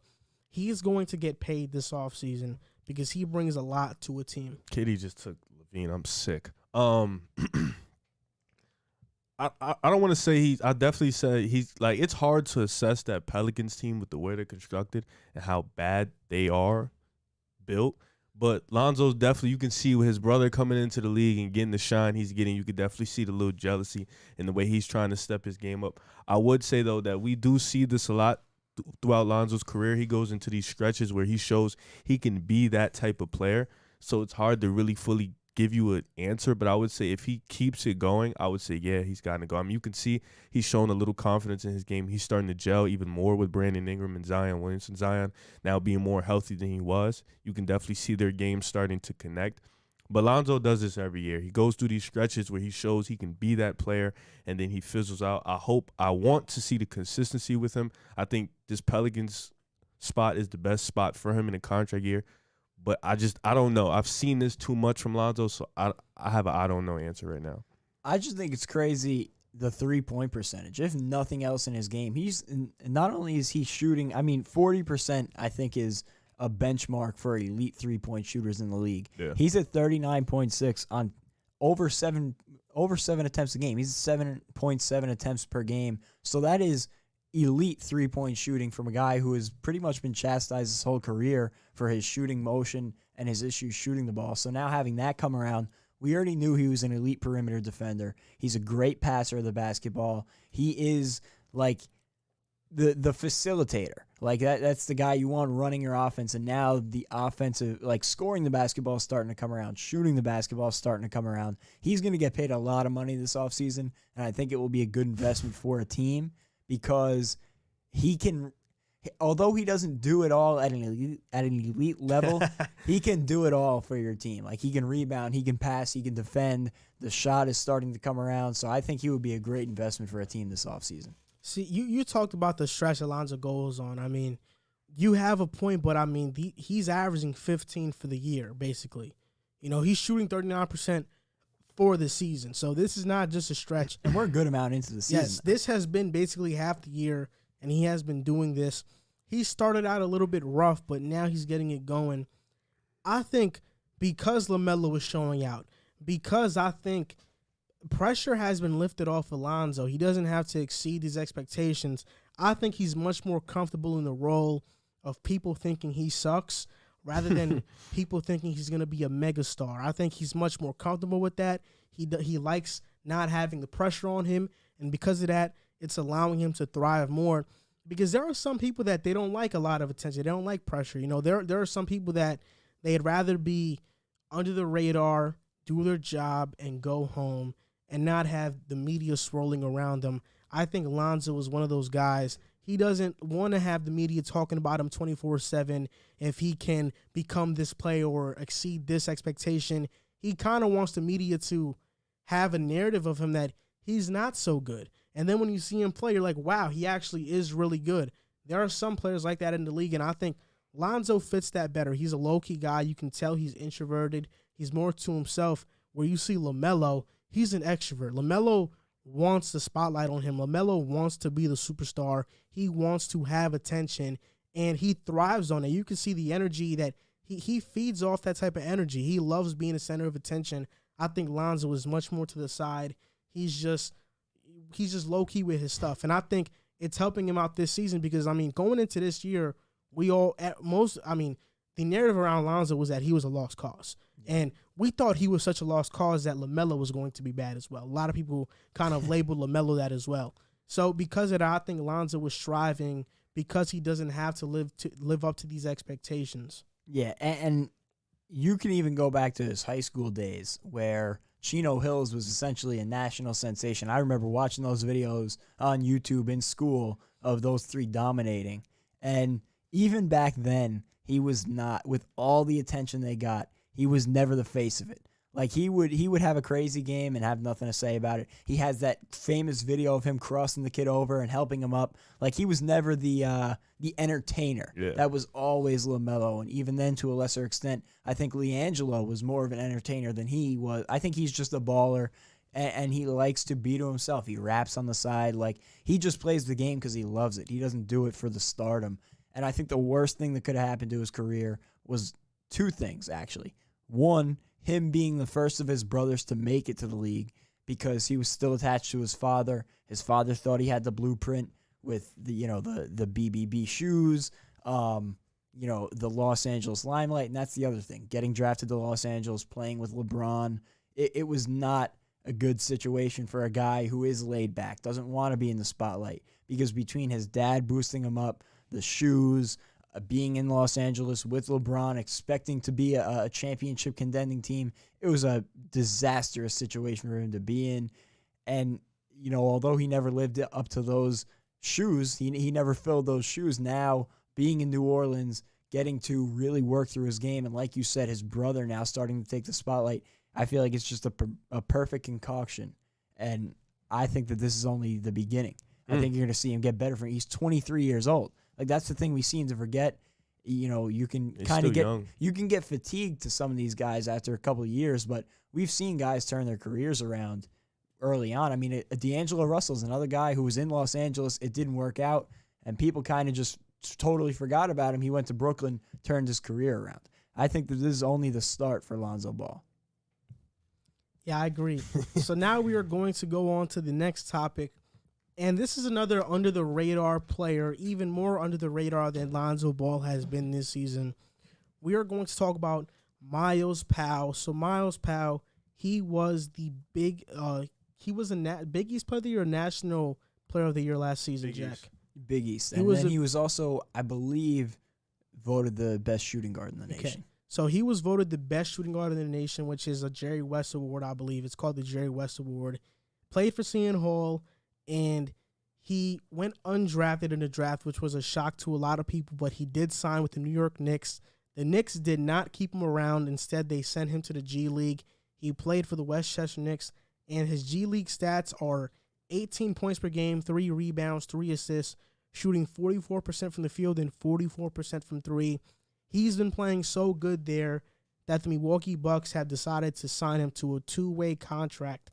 And is he finally going to get his opportunity? I mean, Jack and I made a segment about it earlier on when the Knicks did sign Myles Powell. We talked about how this is going to be a steal for the Knicks because Myles Powell is a scorer. He's a bona fide scorer. The Knicks don't really – at the time, we didn't think they had that much talent. So this could have been a perfect fit.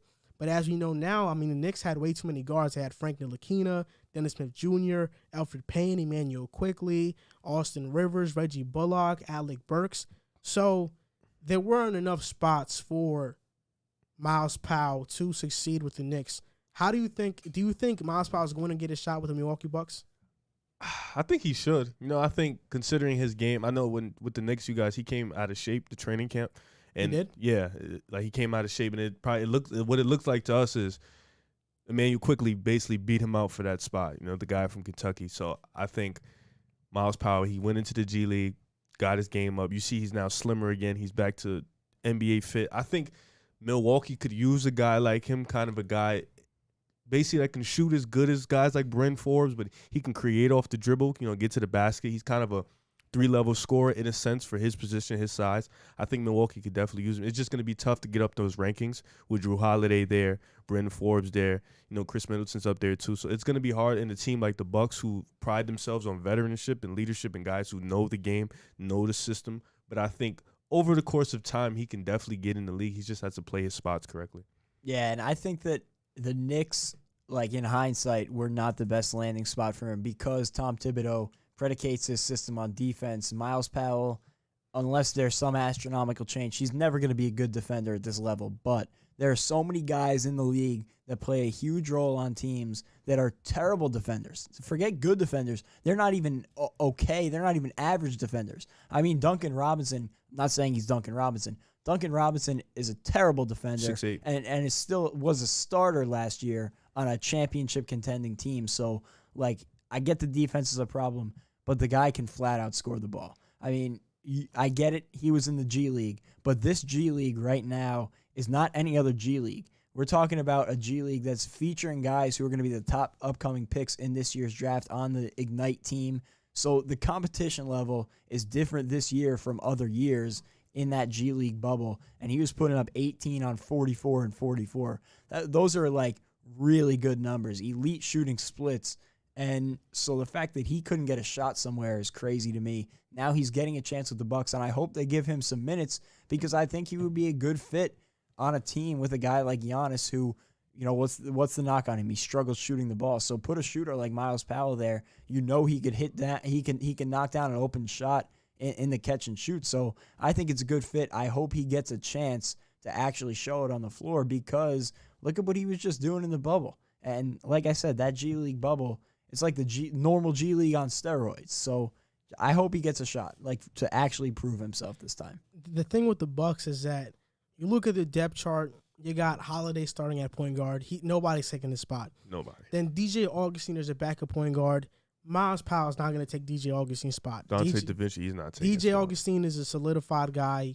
If he was starting, he'd be one of the worst starting point guards in the league. But since he's the backup, he's one of the best backup point guards in the league. Then you look at shooting guards. Dante DiVincenzo, he's not taking the spot. The only guy that Myles Powell can get minutes over is probably Bryn Forbes. But Bryn Forbes has been really great this season. He's averaging 9 points, basically 10 a game, 19 minutes only a game, shooting 46% from 3. So he's a solidified guy, and those are the guards that are playing. Is Myles Powell going to get to play? I mean, only if Drew Holiday gets injured, God forbid. He's actually coming back now. So yeah, and he has been injury prone, so we'll see what happens. But for me, I mean, we'll see if he gets a shot. But I think if he does get a shot, he'll make the most of it. I think the best landing spot for him would have been Golden State. I mean, they need bench. I think Myles Powell is better than Brad Wanamaker. So yes. So if Myles Powell would have went to Golden State, he would have been way better off because he would have got a chance to play right away. But Milwaukee's kind of that place that low key spot. They're probably just going to stash him and see, just in case an injury pops up and he gets some minutes. But it's going to take a lot of different events. It's going to take a lot of different events for Myles Powell to finally get that opportunity with the Bucks because this is a team that is trying to win a championship. So they are not trying to develop guys. They're not trying to give young guys burn. They're trying to win now and put themselves in the best position to win. And Myles Powell's in a weird situation because he's not young enough where he fits teams' young core and what they want to do moving forward, but he's not old enough and doesn't have the experience of a veteran in the NBA. And because of that, he has to really hope a lot of things go his way situationally for him to get a shot to prove himself. And he has to go on a hot stretch and make the most of his opportunities. I mean, when you're an undrafted player, you only got a few opportunities. So if you get the chance to play, you can't stink it up. He has to literally be lights out. Yeah, and I'm glad he made a roster, and I really, whether it's here or somewhere else, I hope he gets a chance to prove himself. It's unbelievable to me looking at this list of teams in the league and some of the guys who get legit minutes for these teams that he couldn't find a shot somewhere. And I think that if he does get the chance, he will make a lot of GMs look very silly. That's the thing in college with seniors. It's hard to stay all 4 years and fully get. I don't. The last guy I know who came out buzzing the way Myles Powell did was Buddy Hield. I could be missing somebody, but it was definitely Buddy Hield the way he was dominating. Even Buddy had a more NBA ready body coming in. Yeah, so it's hard for a guy of that caliber to be a senior in college and get the same notoriety as these lottery picks in first and second rounders. So it's tough all around. But like you said, I think Milwaukee's probably going to stash him. He's 23, I think, or 22, something like that. So they're probably going to stash him, get him some play time probably at the end of the year when they're already locked in for a playoff spot. And hopefully he shines and balls and puts on for Jersey. Yep. So now we're going to go to our final topic in the basketball portion of this episode. It is Pretenders or Contenders, of course or you did. Contenders or Pretenders, NBA edition. So, listen, we're going to talk about the first 8 teams in the West and the first 8 teams in the East. And for anybody that's looking at this video that clicked on it because of the thumbnail and you see the Jazz and you're a Jazz fan, this does not mean we're all picking Jazz as pretenders. Some of us may pick them, but this was just a thumbnail, just to grab your attention. I need you to just explain what contender means. Like contender for a chip. Contenders means do you think they can make the finals? Okay, cool. Pretenders means they probably won't make the finals. You think their regular season success is more of a fluke than it is what they really are. Okay, cool. So thank you. We are going to start with the West, the Utah Jazz. So the Utah going Jazz, right at it, wasting no time. The Utah Jazz are the first seed in the Western Conference. They have been phenomenal so far this season. And I'm going to start with you, Jack. Yes, sir. Do you think the Jazz are contenders or pretenders? It's so tough because, we kind of talked about this. I don't know if it was last show or a show before. I don't think they're as much of a contender as the Lakers or Clippers. But the one thing I will say for them, one, The Lakers have been dealing with injuries, and they have to get healthy. And it's a concern because Anthony Davis's injury is one that can continue to leak into the playoffs. And without Anthony Davis, they've struggled mightily, and Dennis Schroeder. So I got to see them get healthy. The Clippers still have that stain from last year. They got to get over that hump. So I said it before when we were talking about them. If there was ever a year to do it as a non-super team, I guess you would say, or a team without that superstar power of the Lakers or Clippers, this would be the year. But at the end of the day, I have to say Pretenders, and it's not a knock on the Jazz. It's just because those two LA teams are so good, and I just don't see. Well, I feel like by that time the Lakers will be healthy. The Clippers have started to turn it around a little bit from last year and get that stench off of them from that 3-1 lead that they blew. So I think it's going to come down to those two LA teams in the West, and that's the reason I'm saying the Jazz. well, you jinxed the Jazz. They're going to the chip. My thought process is I'm looking at both teams. I'm looking at all teams as if they're healthy. You know, they're going in with their full loaded roster. And I'm going to say the Jazz are contenders. I think the Jazz are fully equipped. And these three teams is going to be hard. We're going to get into it, but I think the Jazz can match up well and beat the Los Angeles Clippers. I don't think they can beat the Lakers just off the simple fact that Gobert isn't a person you're equipped to handle Anthony Davis. But I think with the Clippers, with their lack of size down low and the fact that they have Zubac and Serge Ibaka, I think Gobert is going to be much more effective in that game. So for that being said, Donovan Mitchell playing the way he's playing, and I know he's going to show up in the playoffs. Mike Conley, who's getting back to that form. They got their shooters. They got their sixth man of the year. I think the Jazz are definitely contenders in this run. I think they're contenders. So they're contenders for you, Jack. How about you? You saying they are too? You said pretender. I'm going to say they're pretenders. Jazz fans But hate spoiler alert. Don't Jazz fans, don't jump on me.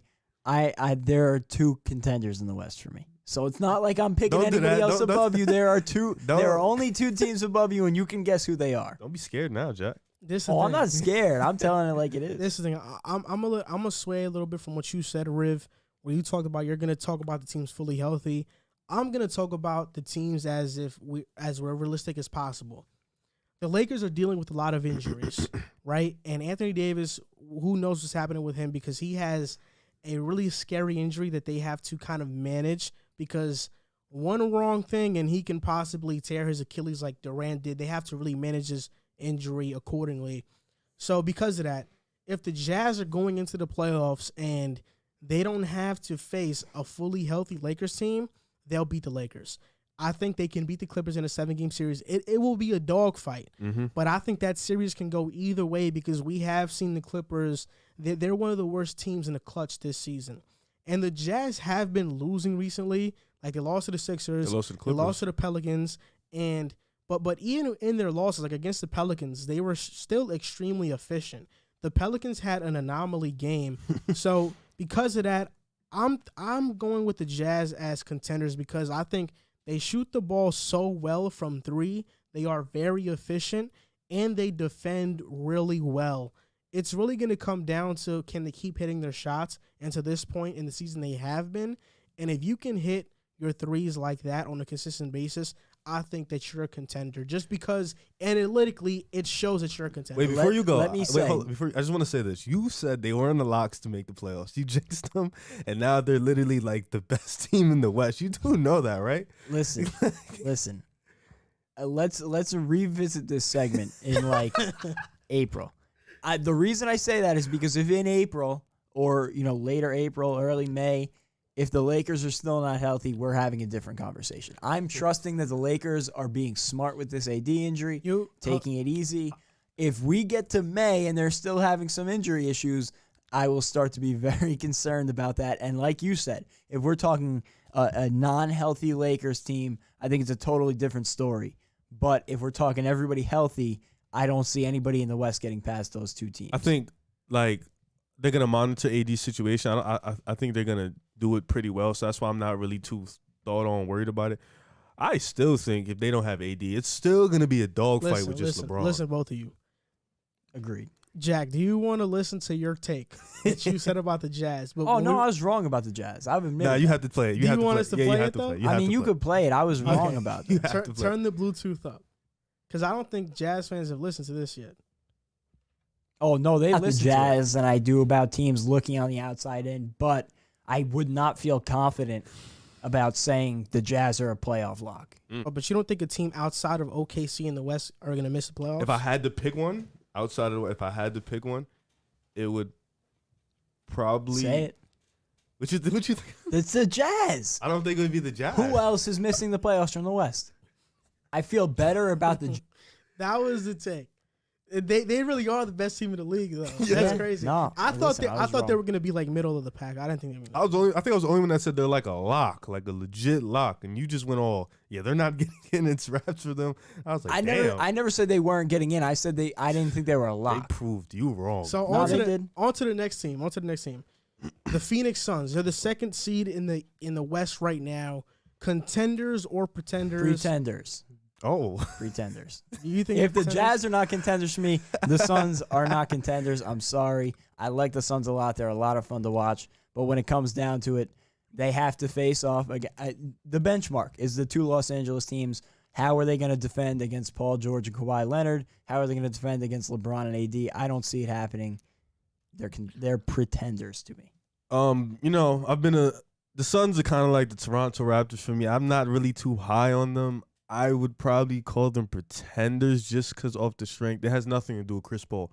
I think the young guys still have a lot to They have a lot to learn. They have a room to groom, and you have guys like Devin Booker, DeAndre, and Michael Bridges. These are young guys who've never tasted the playoffs, so they don't know what it's like. So it's tough for me to say off first glance a team who's fresh, aside from Jay Crowder and Chris Paul, they're fresh with playoff experience, to say they're contenders. So I think I'm gonna just lean towards they're pretenders for me. Yeah, the Suns are pretenders. They can't beat the Clippers or the Lakers in a 7-game series. Chris Paul, you're really not sure if he's gonna get hurt.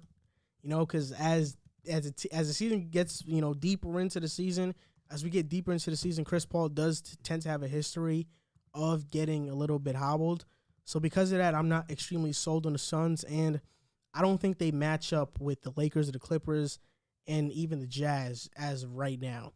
So the third team, the Los Angeles Clippers, I'm going to say this. I mean, look, I think they definitely can be contenders, but the Clipper team I'm seeing now are pretenders. I don't know. It's just something about the Clippers that they need a real point guard. But not only that, but I don't see that heart when I watch the Clippers play. I don't see that type of aggressiveness with the Clippers. The Clippers are supposed to be this team that has a persona of junkyard dogs, getting after it, being elite defensively, but they haven't been elite defensively. And because of that, I think to this point, the Clippers are pretenders. It's like if you actually watch their Clippers doc on YouTube, they actually got rid of that whole mental, that whole junkyard stuff. They got rid of it because it did not work for them. Yeah, I'm not going to say they're complete pretenders. I agree with Joel. I love the Clippers only because I love Paul George. It's one of my favorite players. There are nights where they show me that they're contenders, that they can bang with anybody. They can beat any team in the league. And then there are nights where it's like they're pretenders. I want to say they're contenders if they get the best of Kawhi and Paul George. I would say no doubt in my mind they are pretenders and one of the best teams. If Paul George is not Paul George, they are pretenders and they will get bounced out in the second round. And that's just and if that bench doesn't show up, that's how I would look at it. I think Tyronn Lue has done his best job, and he's done a better job than Doc Rivers already. I think he's connected. I think Marcus Morris has been good off the bench. Lou Will has adapted to his role as the point guard off the bench. But at the end of the day, Serge and Zubac, they've been doing their thing. But at the end of the day, it comes to Paul George and Kawhi, mainly Paul George. 'Cause I think we all could agree, aside from last year, we know Kawhi's going to show up. It has to be Paul George. And if he doesn't show up, they are complete contenders. Complete pretenders. But if Paul George does arrive and you get that two-way tandem that you thought you were going to get, they're contenders for me. See, this is tough for me because I feel. What the hell? I if the Lakers are healthy, I don't think there's a team in the West that's touching them. But because of the Lakers' health issues, I would have the Clippers right there as the next highest contender. But now that I'm talking through this, and I didn't consider this when I was preparing, but now that I'm saying it out loud, if I'm giving the Clippers the benefit of the Lakers' health issue, I feel wrong not giving the Jazz that same benefit because I think the Jazz, I would connect the Clippers to the Jazz in a sense like I don't have either of them on the level of a healthy Lakers team, but if the Lakers are injured going into the playoffs and AD is either not playing or on the court at like 50%, then I think the Clippers and the Jazz have just as good of a chance to make it to the finals out of the West. Like, I think both of them can beat a hobbled Lakers team. If the Lakers are healthy, I don't think either of them can beat them. So, like, I wish I could say, like, a semi-contender. Like a lukewarm contender. And if I can do that, I'll go back and retroactively say I have the Jazz on the same level as the Clippers. So they're not a bookmark for you. The Clippers. They're kind of like I think the benchmark should still be okay. the Clippers for the Jazz right now because it would be. So it's Lakers, Clippers, Jazz for you. Yeah, but it's like 2A, 2B. Okay. In my opinion, like that's how I think of it. I think both of those two teams have more to prove than the Lakers. The Lakers are more of a solidified contender. So the next team, the Los Angeles Lakers, I'll make this quick. They're contenders. They have LeBron James. It's not really much to think about it. Yeah. Oh yeah, no. Damn, you made it so fast.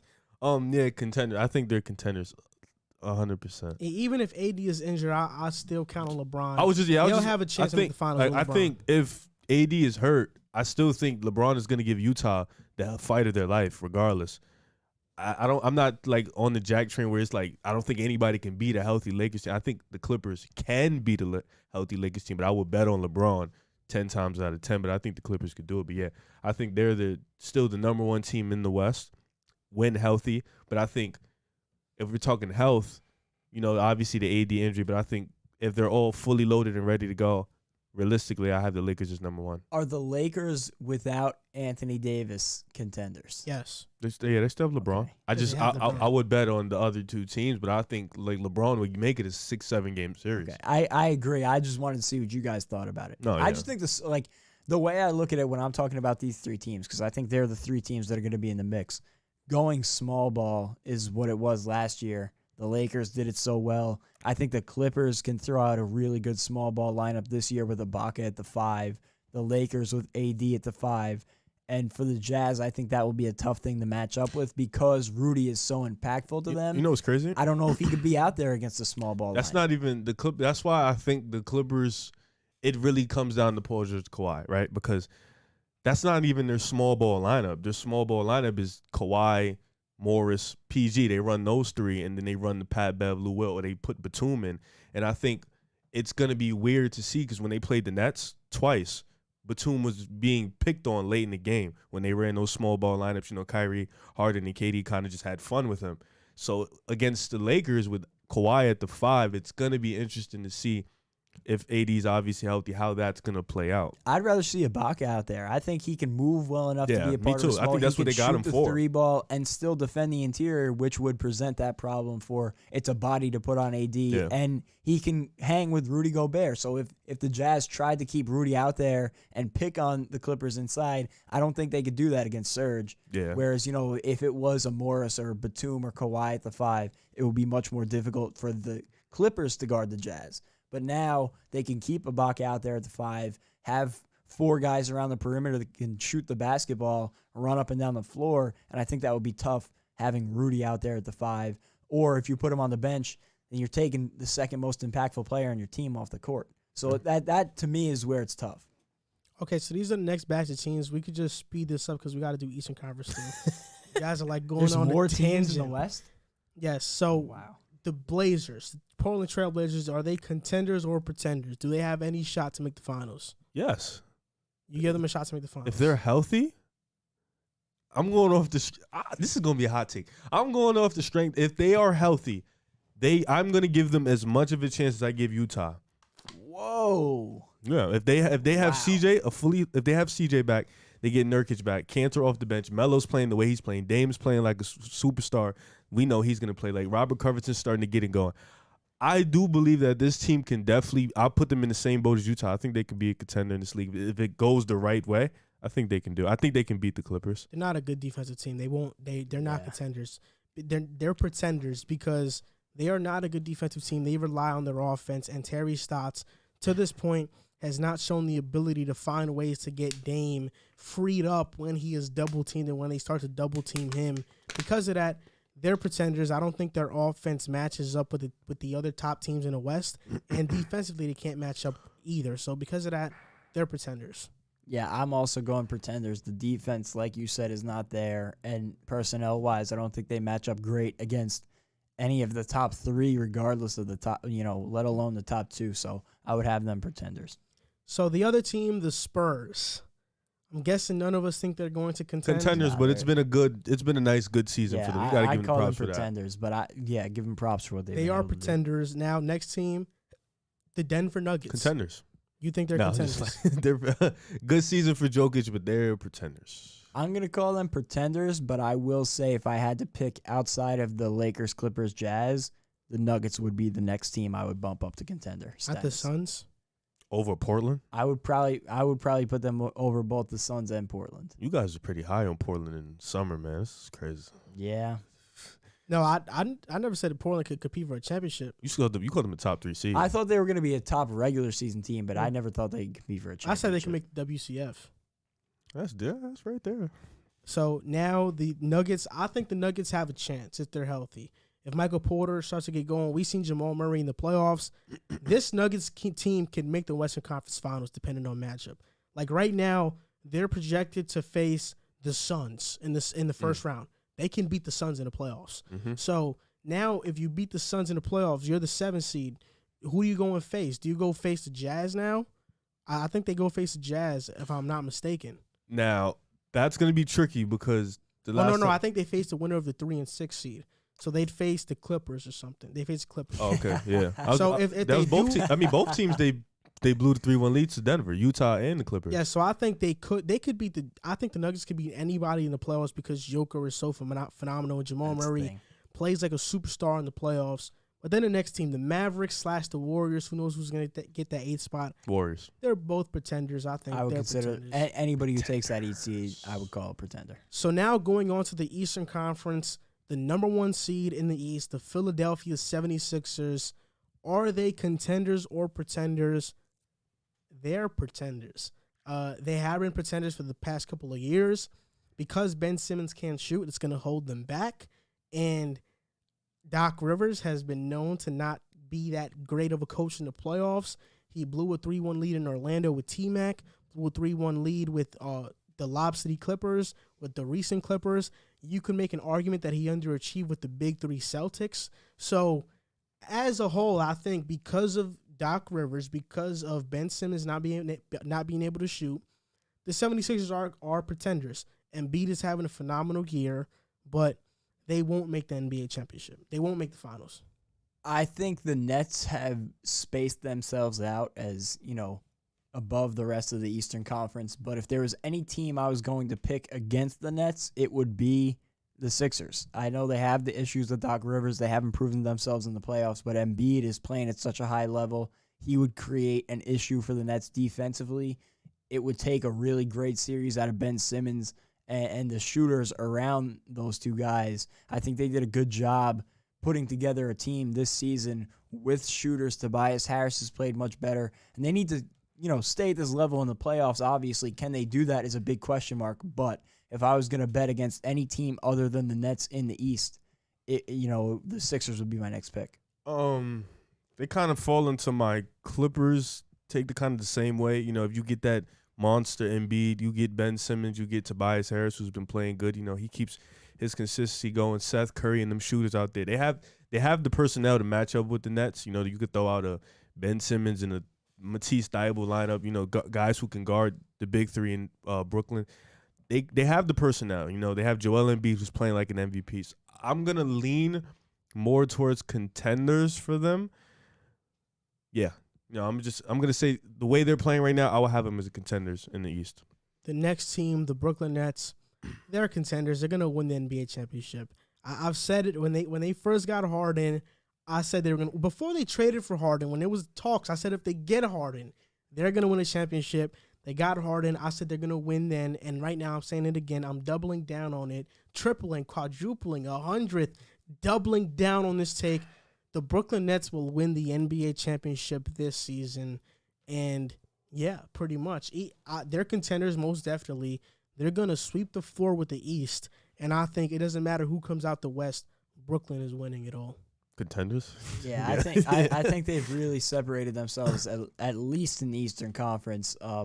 Obviously, when you have those three guys, the way they're playing, nobody in the league can stop that trio. And then it just seems like everything's falling into place. Joe Harris is shooting the ball at an elite level. They're getting great contributions from Jeff Green, even though he's hurt. TLC, Bruce Brown, who is showing a level that we never even thought we would see out of him, playing like a 6'4" forward. It's ridiculous. And then now Nick Claxton coming back from injuries, had two incredible nights, and he fills that role of the 6'11" big that can defend the pick and roll and catch some lobs. So it's like everything is falling into place for this team. If they can stay healthy, they are on a warpath for a title. Yep.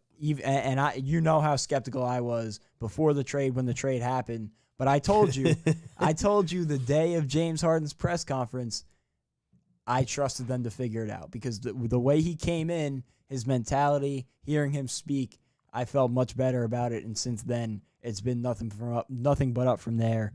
They are right now by far the favorites in the Eastern Conference. He's a charming guy. Now we're going to talk about the Milwaukee Bucks. They're the third seed in the Eastern Conference. Are they contenders or pretenders? The Milwaukee Bucks, in my opinion, are pretenders, and not because of their talent, but mostly because of Mike Budenholzer. I think he has really, I don't know if he's regressed as a coach or his coaching ability is showing his true colors, because he has this defensive philosophy where they don't protect the three-point line that well. Like they'd rather help out in the paint and not give easy layups rather than give an open three. They'd rather give an open three than an open layup. I just think analytically, like, you probably should guard the three better. They don't guard the three so well. Because of that, I think they're going to get exposed in the playoffs. They have been pretenders for the last couple of years. They have been a 60-win team for the past couple of years, and nothing has come from it. So because of that, I think they're pretenders, and Giannis, to this point, has yet to develop a consistent jump shot. The Bucks are pretenders. Yeah, I mean, I have – it's funny because the Eastern Conference and the Western Conference, despite the discrepancy in talent, I think, they're very similar to me. I think the Nets are the Lakers, the 76ers are the Clippers, and the Bucks to me are the Jazz, a team that I think can make it, but I think they need some things to work in their favor. Giannis still worries me in the playoffs because of that jump shot, like you mentioned. That when it comes down to winning time, you want the ball in your best player's hands, and you don't know if he can do that. Mike Budenholzer struggles in the playoffs, so there's a lot of concerns. I really like their personnel. I think they did a good job building a team around Giannis this year with the shooters and all of that. So I think they can, but I'm definitely skeptical, and I would put them in that semi-contender, but very much not confident, just like I was saying about the Jazz. Like, they have the personnel. They went out this offseason, fixed some of their problems from last playoffs. Giannis was passing out to guys and they couldn't hit shots. They fixed that. They fixed the Eric Bledsoe problem by bringing in a much, much better player in Drew Holiday. He hasn't really figured it out, but I think he'll get it going by the playoffs. I would definitely have them as a contender just because I think they have the personnel to beat every team in the East. I don't think if I had to put my money, I would put my money on the Nets, but I think they have the personnel to beat every team in the East. They are probably the only team, in my opinion, in the East that can guard the Nets' big three as best as you could. So that's why I would probably say for them I would have them as contenders because they also, outside of KD, Harden, and Kyrie, they have the next best guy in the East in Giannis. So I would go with them as contenders. The next team, the Boston Celtics, in my opinion, if they go out and trade for Nikola Vucevic, they're contenders. But because I don't know if that's going to happen, and because they've been playing mediocre this season so far, the Boston Celtics are pretenders for me so far, throughout the season. We'll see if they trade for a more dominant player, but to this point, they're pretenders. And if they remain with this core in the playoffs, they'll be pretenders. You took the words right out of my mouth. They should go out and trade for Nick Vucevic immediately. He would make them contenders, in my opinion. Depending on what they have to give up, I'd have to see the package. But if they could do something based around Kemba, I think that would be a huge win for the Celtics. It would make them contenders. But right now, the way they're constructed, I have them as pretenders. I like Boston. I think Boston, like I said with Milwaukee, they have the personnel to beat any team in the East. They just haven't been playing the way they thought they should be playing. Their bench is dreadful. Kemba Walker has been in and out of lineup. He hasn't been healthy. Marcus Smart has been out. The team doesn't look the same with him. Jaylen Brown and Jason Tatum have to figure out can we put up these numbers and still win factor. And with that being said, I have them as a pretender. They have all the tools to be a contender. They just haven't shown us that they're that. Even with getting Vucevic, I think still the chemistry problems are gonna be there. I think depends on what they give up. I don't think they're gonna just accept a straight up Kemba for Vucevic thing. I think they're gonna have to give up something off that bench. I don't think that's gonna be good enough because then they're gonna be without a point guard, and Marcus Smart is gonna have to run the one. So I don't know about that, but right now I have him as a pretender. Next team, the New York Knicks. They're having a fantastic season, but they're pretenders. They won't make the championship. They won't make the finals. They won't make the second round. A team that's pretenders, that has had a really good season, you give them credit for it. As good of a job as they've done, they're pretenders. They're not coming out the first round. Next team, the Miami Heat. I think if fully healthy, they can beat any team outside of the Nets and possibly Philly.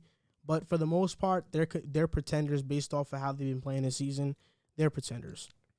Just continuing with my comparisons to the West, the Heat would be my Denver Nuggets. They're pretenders, but if I had to choose one team outside of those top three, I would leapfrog them above the Celtics. The Celtics would be my Suns, and the Heat would be my Nuggets. I would have the Heat right as that next team out because if they put it all together, they scare me more than the Celtics. I think this team is probably going to shock us all and make us look like fools at this table, but I'm going to go ahead and say they're pretenders just of the way they're playing and how they're looking right now. So the next team, the Hornets and the Raptors, they won't make the finals. They're pretenders. Okay, so that's going to do it for our contenders or pretenders. In the comments down below, or in the comments, just type in who you think are contenders and which team you think are pretenders. So just type in your biggest contender, the team you think is going to make the finals and win it all, and your biggest pretender. So during the segment, while we were doing it, Glenn said something that caught my attention. He said he thinks the Suns could beat the Utah Jazz in a 7-game series. And I don't think that's far-fetched. I think that it's totally realistic. It could happen. I think DeAndre Ayton matches up well with with Rudy Gobert, Chris Paul, Conley. I think Chris Paul wins that matchup. Devin Booker, Donovan Mitchell. It's really even. I think it just comes back to the playoff Mikal experience. Bridges, he's a lockdown defender. Jay Crowder. I think the Phoenix Suns just have a bunch of dogs, a bunch of guys who are ready to play. Cameron Johnson is good too. They're a team I would Johnson. not want to see the Suns. I think the Suns are close, man. I think they're one piece away. I don't know. I can't tell you what they're gonna do or what they are until I see it. They're a team where we've seen Utah. We've seen Utah against Oklahoma City. We've seen Utah against Rockets. We've seen Utah last year blowing a 3-1 lead. We've seen them. We haven't seen these dogs in the playoff scenario outside of Jay Crowder and Chris Paul. So it's hard for me to assess what's going on. But I know we've seen Donovan Mitchell in the playoffs, and he's a dog in the playoffs. So it'll be a good fun matchup. I don't know about Phoenix. It's a wait and see for me. Okay, so now on to the NFL portion of the podcast. The first topic we are going to talk about is the San Francisco 49ers. Will they bounce back next season? I mean, this past season they went 6-10, and a lot of controversy behind who's going to be their quarterback. A lot of people think it should not be Jimmy G. They aren't sold on him, and we have yet to see what's going to happen yet, but what do you think about the 49ers? Do you think they're going to bounce back? We know the Rams made moves. The Cardinals made moves. Are the 49ers going to be the odd man out next season in 2021, or are they going to have a bounce-back season? No, I think they'll definitely bounce back. I think with all the injuries to their defense, their elite defense, missing key guys, I think that definitely hurt them. Jimmy G was missing time. Nick Bosa was one of their guys who was going to break out, missed time. So I think getting him back with a newly refound Fred Warner, you've seen him have a breakout year last year. He's turned into one of the best linebackers in the league. I don't think Jimmy G is as bad as what people think. I think he's a good quarterback, and then with Brandon Ayuk, that's how you pronounce his last name, his breakout rookie year. You get him, Debo Samuels, George Kittle.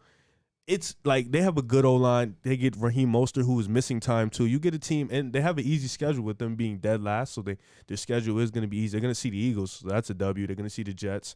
That's a W. So I think teams like that, they're going to see the Jaguars. They're going to see those teams. So getting an easy schedule, becoming healthy. Sorry, y'all ain't that good. But Jets going to be good next season. Yeah, I know. getting an easy schedule with them, getting healthy, I think that's going to definitely propel them. I think they have a good team regardless. So they're going to be good. I think they're going to bounce back. He doesn't know how good Zach Wilson is. That's really what you don't either. Problem. Yes, I do. You literally texted me yesterday and said, I don't have a full analysis on Zach Wilson. I'll let you know, though. No, but I do think he's good from what I've seen so far. You think rookie year he's going to turn you guys into something? No, but I will say this. Phil Simms had him ranked number 1 over Lawrence. Okay, but you didn't have him ranked at all. You didn't know what he was. No. But I've been high on Zach. I've talked about Zach Wilson before. I've been high on him. I will say this: a Jets 49ers matchup will be interesting because Saleh will be game planning against this. My only concern with Zach Wilson is durability. But outside of that, I know he could play. Okay. Yeah. So we'll see when we draft him number 2. But okay, look. So wait, you guys are gonna draft him? Yes, no doubt about it. Sam Darnold's going. Don't mess up. No doubt about it. Don't mess up. Wow, that's a strong take. Don't mess up. Yeah. Don't mess up. I'm telling you, Zach Wilson's going to get drafted. So you're guaranteeing me right now, Zach yes. Wilson. I would be happy Lawrence with that. will be 1 and Zach Wilson will be 2. I would be happy with that. Okay, so last season, the 49ers at one point had $80 million worth of players injured at one point. Their injuries last season consisted of Jimmy G, Richard Sherman, Solomon Thomas, Nick Bosa, D. Ford, George Kittle, Raheem Mostert, Weston Richburg, the starting center, Jaquiski Tart, Brandon Ayuk, Debo Samuel, Jimmy Ward, K'Wan Williams. I mean, basically their whole roster was freaking injured. And then you look at the 49ers free agents this season. Trent Williams, they have to re-sign him. Sherman is gone. Tart is probably gone. Kendrick Bourne is gone. I think they bring back Verrett. K'Wan Williams is probably gone. Jason Verrett, I hope they bring him back. Akella Witherspoon, I'm on the fence about him. Emmanuel Mosley, Tevin Coleman, and Jeff Wilson. So all of their starting corners are gone. So they have to bring at least some of them back. And I think they're going to draft a corner in the draft as well. They have a high pick. They can get Patrick Surtain or Caleb Fairley. They'll probably be there. But I believe in the 49ers. I believe in their talent. And I believe in Jimmy Garoppolo. Boom. I know that, I don't know why, but Jimmy Garoppolo has been the most underrated quarterback this season because he has not played. I know he left a sour taste in everybody's mouth when in the playoffs they didn't let him throw much, but the running game was going. I mean, that was the game plan. They succeeded. But because he didn't play great in the playoffs, everybody forgot about what he did in the regular season. 27 touchdowns, 13 interceptions, almost threw for 4,000 yards, 102 quarterback rating, 69 completion percentage. He led them to 13-3, 4 game-winning drives and four fourth-quarter comebacks. Ryan Tannehill with the Titans in the playoffs did not pass much either. He was much more efficient because he had a bunch of home run plays, but nobody bashes Tannehill for it. But we're bashing Jimmy G and saying the 49ers need to move on from him. It's ridiculous. All Jimmy G does is win. He's like DJ Khaled. That's all he does. And because all he does is win. Yo, what? And because all he does is win, the 49ers would be crazy not to give him a chance, and fans would be crazy not to think Jimmy G is one of the better quarterbacks in the league. Do you guys know that Kyle Shanahan, just a year ago, said that Jimmy G can be the best quarterback to play this game? He said it. Kyle Shanahan, an offensive genius. Kyle Shanahan said that about Jimmy G. Do I believe Jimmy G will be that? I don't. But that just goes to show you that Kyle Shanahan recognizes how great Jimmy G can be, and I believe he can be it. I mean, he has a look of a franchise quarterback. He has the arm of a franchise quarterback. He has the accuracy of a franchise quarterback. He has wait, who are you talking about? He has Jimmy G. He has the preparation of a franchise quarterback. And if they re-sign Trent Williams, this is their offense still. Jimmy G, Mostert, Debo Samuel, Brandon Ayuk, George Kittle, Laken Tomlinson, Weston Richburg, and Mike McGlinchey, and Trent Williams. On defense, they're still going to have Nick Bosa, Javon Kinlaw, Eric Armstead, D. Ford, Fred Warner, Drake Greenlaw, and Jimmy Ward. This team is still really freaking talented. And even if you believe, even if you want to knock Jimmy G and say Kyle Shanahan is genius behind everything, whatever, if you want to say that, my counter argument to that is, okay, then it just goes to show you what Shanahan can do with a competent quarterback, which is why they will bounce back. Not only do I think the 49ers will bounce back, I think they are winning the NFC West, because I'm telling you, Jimmy G has been hearing. He's been listening to this podcast. He's been hearing Jack say that he's not a franchise guy. He's been hearing Jack say he's not that good of a quarterback. He's been hearing everybody in the media disrespect him. And I'm telling you, Jimmy G knows. And Jimmy G is going to ball out next season and have a great year. Listen, I think you're seriously overstating, my feelings on Jimmy G. I think he's a middle-of-the-pack quarterback. I think he's somewhere around 15 in the league if I had to sit down and rank him. I don't actually have them ranked, but I would have him right around the middle of the pack, like 15. I don't think he's going to lose you games, but I don't think he's going to, go out and win you games like you would expect from a top guy in the league. And that's perfectly fine for this offense, the way Kyle Shanahan runs things. And on top of that, it's a world's improvement over Nick Mullins and C.J. Beathard. So C.J. Beathard was actually not that bad. Just getting he wasn't. Come on. Getting Jimmy Garoppolo back healthy, because he played a little bit last year, but he wasn't healthy when he was out there. So he didn't look good, but it was because he was dealing with, I believe it was a high ankle sprain. Yeah. So, I mean, you can't expect that messes up your footwork. Yeah, exactly. Anybody who's dealt with a high ankle sprain knows how much that sucks. I'm dealing with one now. It hurts. So I just getting Jimmy Garoppolo back is a huge improvement over what they had at quarterback last year. On top of all the other injuries, you listed them. I don't need to go down the list. They are going to improve a lot. And the craziest thing is last season, although they finished at 6-10, I believe, they were still in a bunch of games. Late in the season, they were fighting. They're just a really well-coached team. They have a lot of talent, and even though a lot of it was hurt, they were still competing last year. So getting all that talent back, I think they are one of those teams that we're going to look at to turn around this year. The only question mark is that NFC West division. I could see any of those four teams winning the division. He's the worst quarterback in the division. And that's he's the worst. That's not saying an he's bad indictment though. on him. Yeah, it's not saying he's bad. It's just just I think because he's the worst division quarterback is in the so division. good. I think the 49ers would be favorites in almost any division in football, but it's just the division is so good that I'm not so sure to say they're going to bounce right back and win the division. There's a lot of things that have to go right. You got to get these guys back from injury at full strength. So worst quarterback in what aspect? Wait, what? Did you just ask me? Worst. You said Jimmy G's the worst. As in, like, in he's not aspect? bad, but like he's Kyler Murray's better than him, in my opinion. What? A quarterback. Matthew Stafford. We're talking best looking one. It's Jimmy G. Over everybody in that division. I'm not answering that. Kyler Murray, Russell Wilson. I'm not answering it's that. Jimmy G. I'm not gonna answer that. Somebody said you're off opioid. Listen, this is the thing. I think Stafford and Jimmy G are close. I don't think it's a gap. I really don't.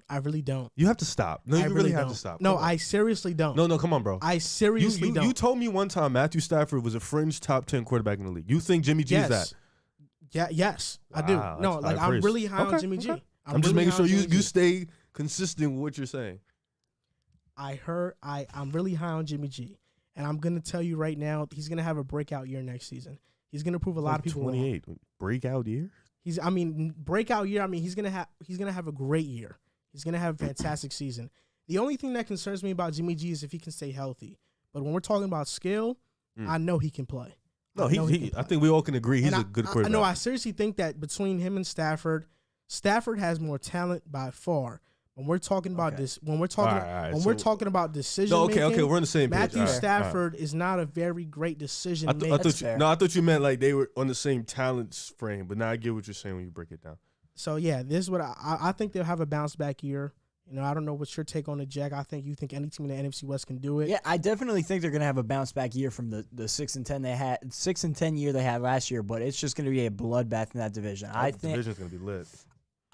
If I right now, if I had to rank those teams, I would probably have the Rams winning the division.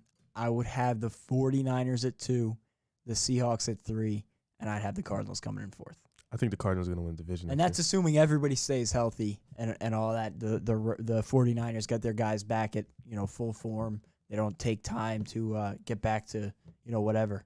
The Seahawks will probably finish last. That division is going to be sick. Because they have no offensive line, and that division is filled with great pass rushers. The craziest thing is you put the Seahawks in almost any other division in football, and they're 1 or 2. I mean, just crazy if you can still do that, and it could still be 1. The thing about the Seahawks is that they win a lot of close games and a lot of nail biters.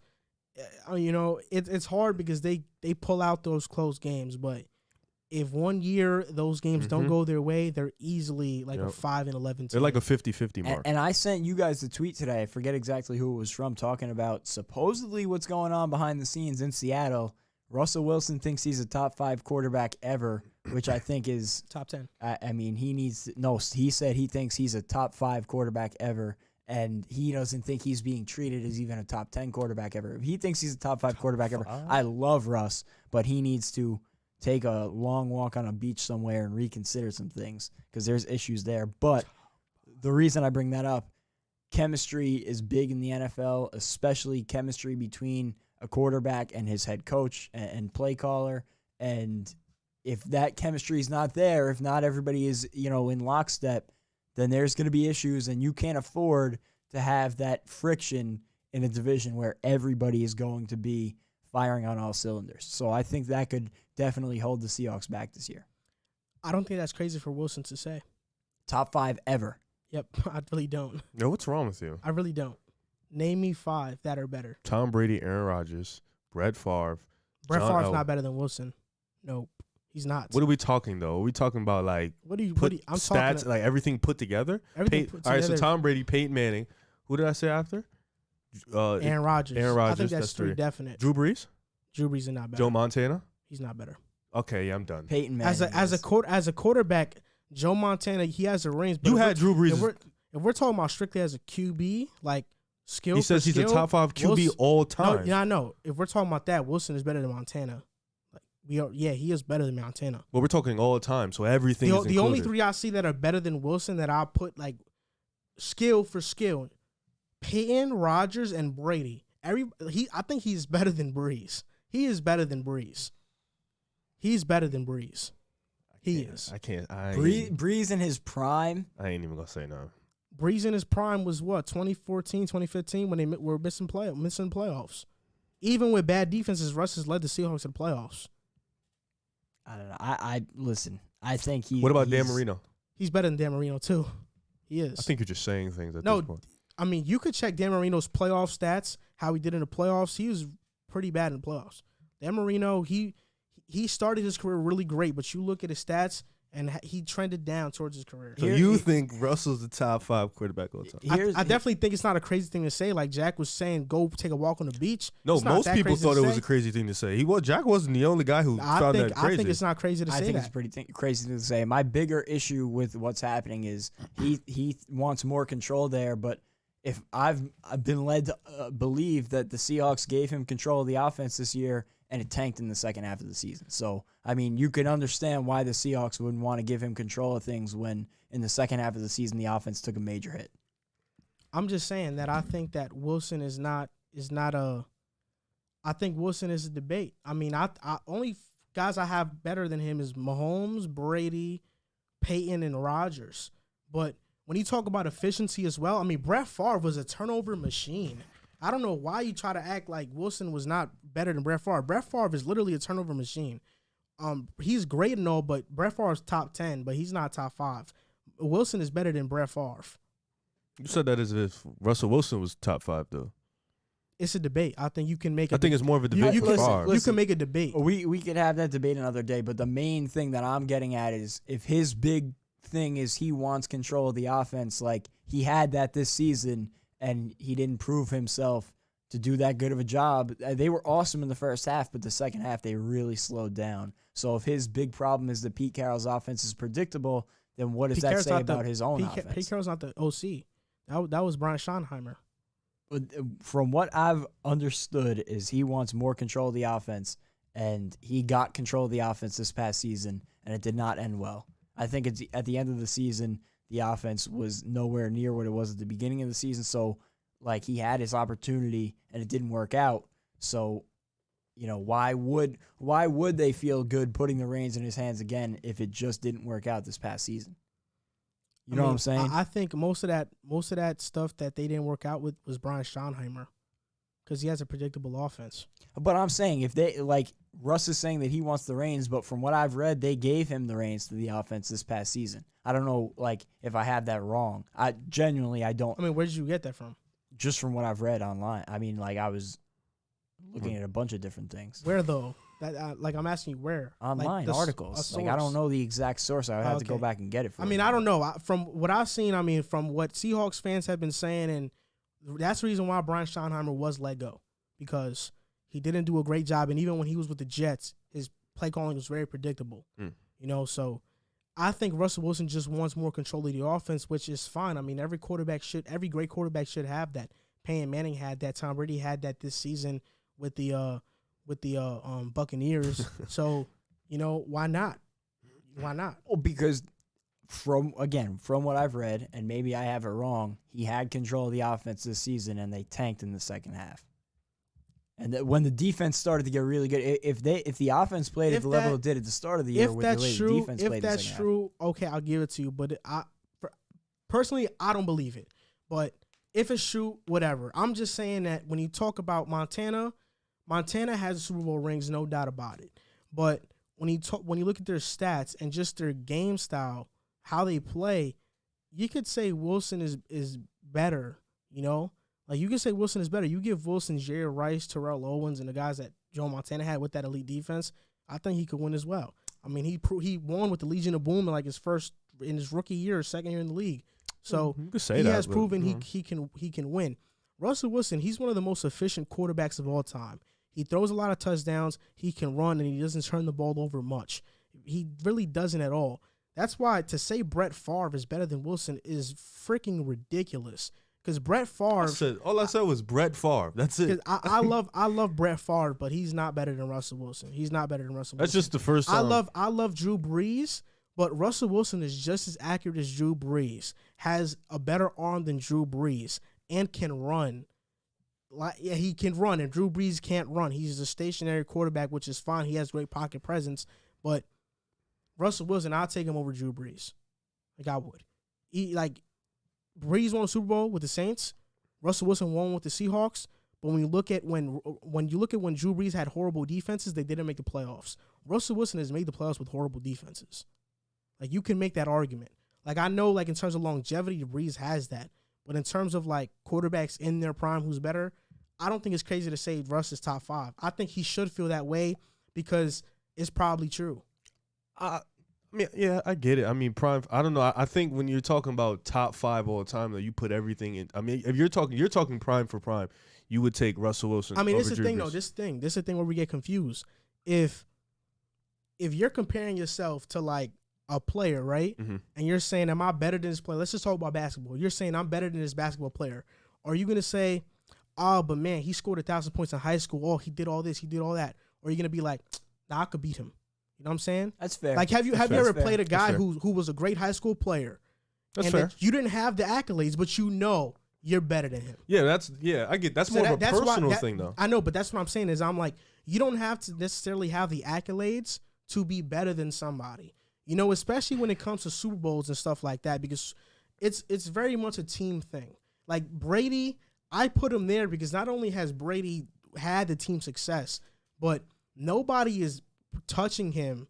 There are very few people that touch him when it comes to, like, personal stats and individual stats as well, which is why I put Brady up there.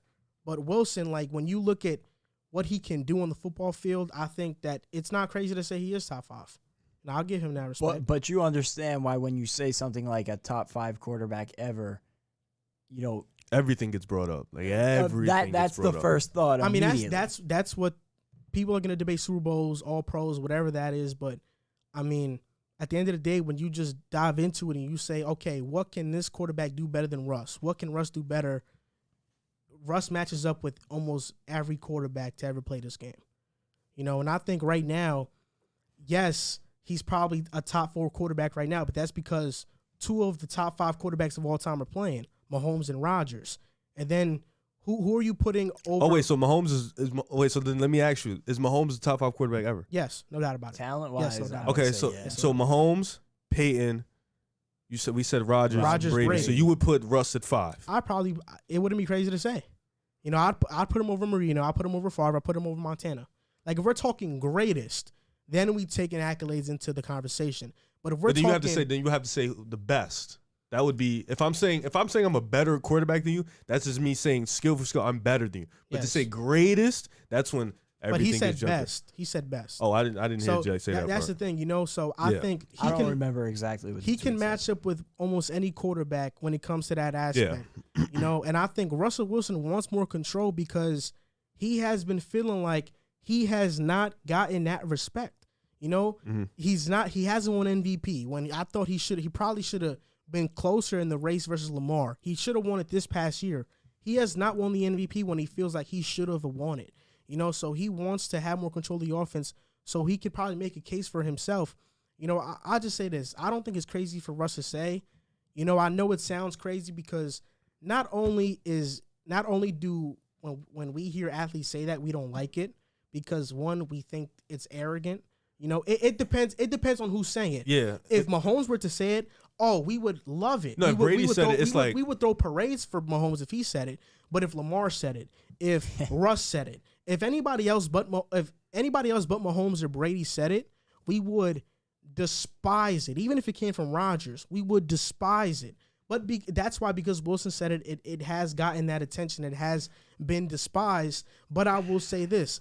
I will say, I want my quarterback to feel that way. I like that Russ. Agree. I like that Russ does feel that way, and he matches up with any quarterback of all time. It's his fault because the way. Well, I don't know exactly what he said, but the way the tweet was worded was he believes the rift between Russell Wilson and the Seahawks is happening is because Wilson believes he's a top 5 quarterback all time, and also believes he isn't currently viewed as a top 10 quarterback all time. He thinks Seattle is holding him back with certain decisions, personnel / scheme. So it wasn't best or greatest. It was left up to interpretation, which causes a situation where I'm thinking of it one way and you're looking at it a different way. But to bring it all back to what I was saying, the fact that this is a conversation that we're having. Whereas a week ago, yesterday, if you asked me if I thought Russell Wilson was going to be a Seahawk next year, I would have said, bet the deed to your house on it. Yeah. But now I'm seeing stuff like this, and it makes you think twice about it. Do I still think he'll be a Seahawk? Yeah, but there's clearly problems there that aren't going to be fixed over one conversation. Yeah. And could linger into the season, which we're talking about the 49ers, could result in the Seahawks struggling in that division next year. There's 3 other great teams in that division, so the Seahawks can't afford a misstep. Yeah, I like you said, I think like when Tom Brady and Peyton Manning, I don't know if they said it personally, but from what I understand, I don't think they never like when you're that great, and like even when in basketball, when LeBron says it, people feel like a different way. I'm cool with that though. Yeah, I don't think like I think everybody should believe that. You should. I don't think you should come out and say it. That kind of disrespects people before you. Just my 2 last points. Russell Wilson currently has the 2nd best quarterback rating in NFL history, only behind Aaron Rodgers. And the reason why people hate when guys say that or Russell Wilson got that backlash is because we have nostalgia. We have nostalgia to these players that we watched. You know, it's going to happen to us. I mean, 20 years or 30 years down the line, when there's a new NBA player that's torching the league, they're going to say they're better than LeBron. And maybe they might be, maybe they're not, but regardless, we're going to defend it to the T because of the nostalgia that is associated with LeBron. And in football, it's like that as well. That's why Montana, you know, that era is going to be like, hell no, he's not better than Montana. Hell no, he's not better than them, because the nostalgia associated with that quarterback. That it's happening with Favre. I mean, everybody loves Brett Favre, and we remember him as a risk taker and gunslinger. We don't like to talk about that he was one of the most inefficient and turnover-prone quarterbacks of all time, but that's the truth of it, you know. But we remember the nostalgia of it. And in his defense, he did not come out and say this. This was not a direct quote from him. This is a tweet from Dov Kleiman, who I think is a pretty reputable NFL source. So Like, he didn't come out and say, I'm a top 5 quarterback ever. I believe this, this, and this. Yeah, it was something that if he believes has been reported about his inner circle. Like, I think he should believe that. Yeah, no, I think all players should have that. If you have that belief themselves. in you, I think like it's cool to have the belief just to come out and say it though. It's like it just disrespects the game and who came before you and how the game has evolved. That's why I would say I wouldn't personally come out and say I would believe it like among my peers. I would talk about it, but I wouldn't come out and publicly say, "Oh, I feel like I'm a top 5 this, top 5 that," because there's just so many. Like you said, there's so many things to go into factor. Like you said, people know Brett Favre for being a gunslinger and all that. A lot of people probably wouldn't know what you just said after that. He was inefficient and he threw a lot of turnovers if they just think of Brett Favre or what they've seen. So it's just so much to go into it that it's hard to just come out and say. Like for people like Brady and Peyton, it's kind of easy. They don't need to say it. Like you know who they are. But it's for some people like Russell Wilson, it's kind of like you got to really dig deep and to go in depth about it. Next topic we're going to talk about is Kirk Cousins. This topic was not even on the list, but we just started to have a conversation and discussion about it. It will most certainly be a segment because of how long it went through. Yeah, I think it's seriously. a good segment. Is Russell Wilson a top 5 quarterback? Well, so right now, for people that are commenting, do you think Russell Wilson is a top 5 quarterback? They don't think that. They don't think that. So now we're going to talk about Kirk Cousins. The Minnesota Vikings signed him after their 2017 season, and I can say to this point they have not had much success with Kirk Cousins. But do you believe that Kirk Cousins is unfairly blamed for the Minnesota Vikings not living up to expectations?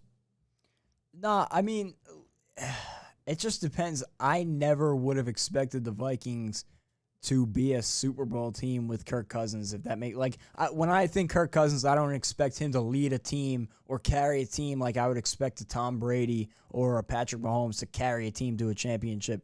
And even then, like there's been other things around him that have happened, like, you know, this season, I know there was a lot of injuries that led to them like majorly underperforming. And when the team has been healthy, they've had successes. They've had very solid playoff runs. So I think like what it comes down to is what you expect out of Kirk Cousins. To me, I would not put him in that tier of like, oh, you add him, you're a Super Bowl contender. I think you need to build a really strong team around him. And I think when they've been able to build a strong team around him and have stayed healthy, they've went on good playoff runs. So, like, I think if you were thinking they underachieved with Kirk Cousins overall in the span he's been here, I think you might have been expecting a little bit too much out of Kirk Cousins personally. I agree. I think people made it like people. It's funny with people. They think when you put a quarterback in a position or a player in this position and they're not as good as what you thought they would be, they should get all the blame. I never looked at Kirk Cousins and said, this is the guy that's going to bring the Vikings to the Super Bowl. I truly believe he was probably above, like he was in that Jimmy G category in the sense where you could, if you build a great team around you, he can probably do good things and they get to the Super Bowl if the team is clicking on all cylinders.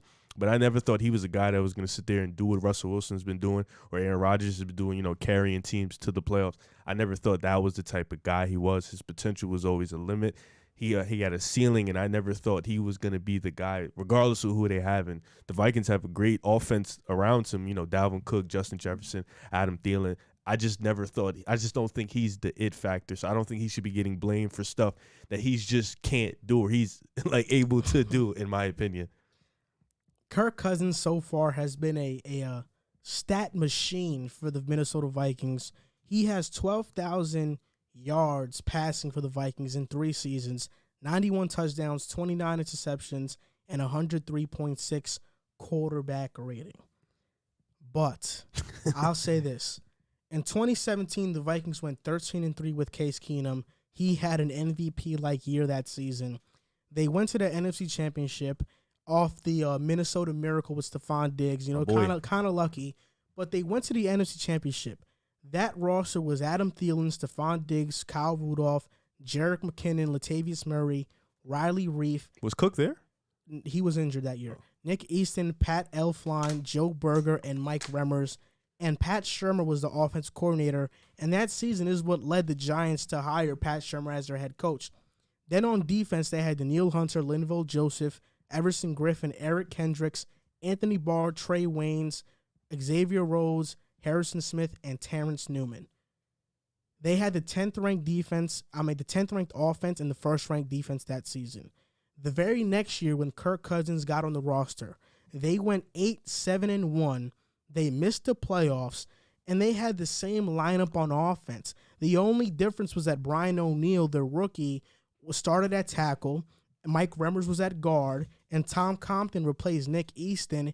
But they had 3 starters back on the offensive line. Only 2 were missing, but they had a new offense coordinator in John DeFilippo. They had the 19th ranked offense and the 9th ranked defense that year. The defense was also the same. They added Sheldon Richardson. So you can see where Vikings fans would be pissed because you had virtually the same roster. You changed your quarterback and your OC, and you guys, they underperformed. I think John DeFilippo probably is more to blame than Kirk Cousins. But then in 2019, they make the playoffs with Stefanski.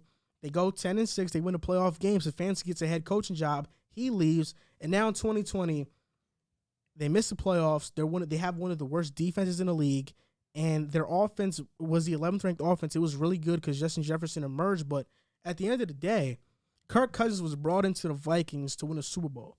And does he get unfairly blamed for the Vikings' struggles? You could say it's half and half.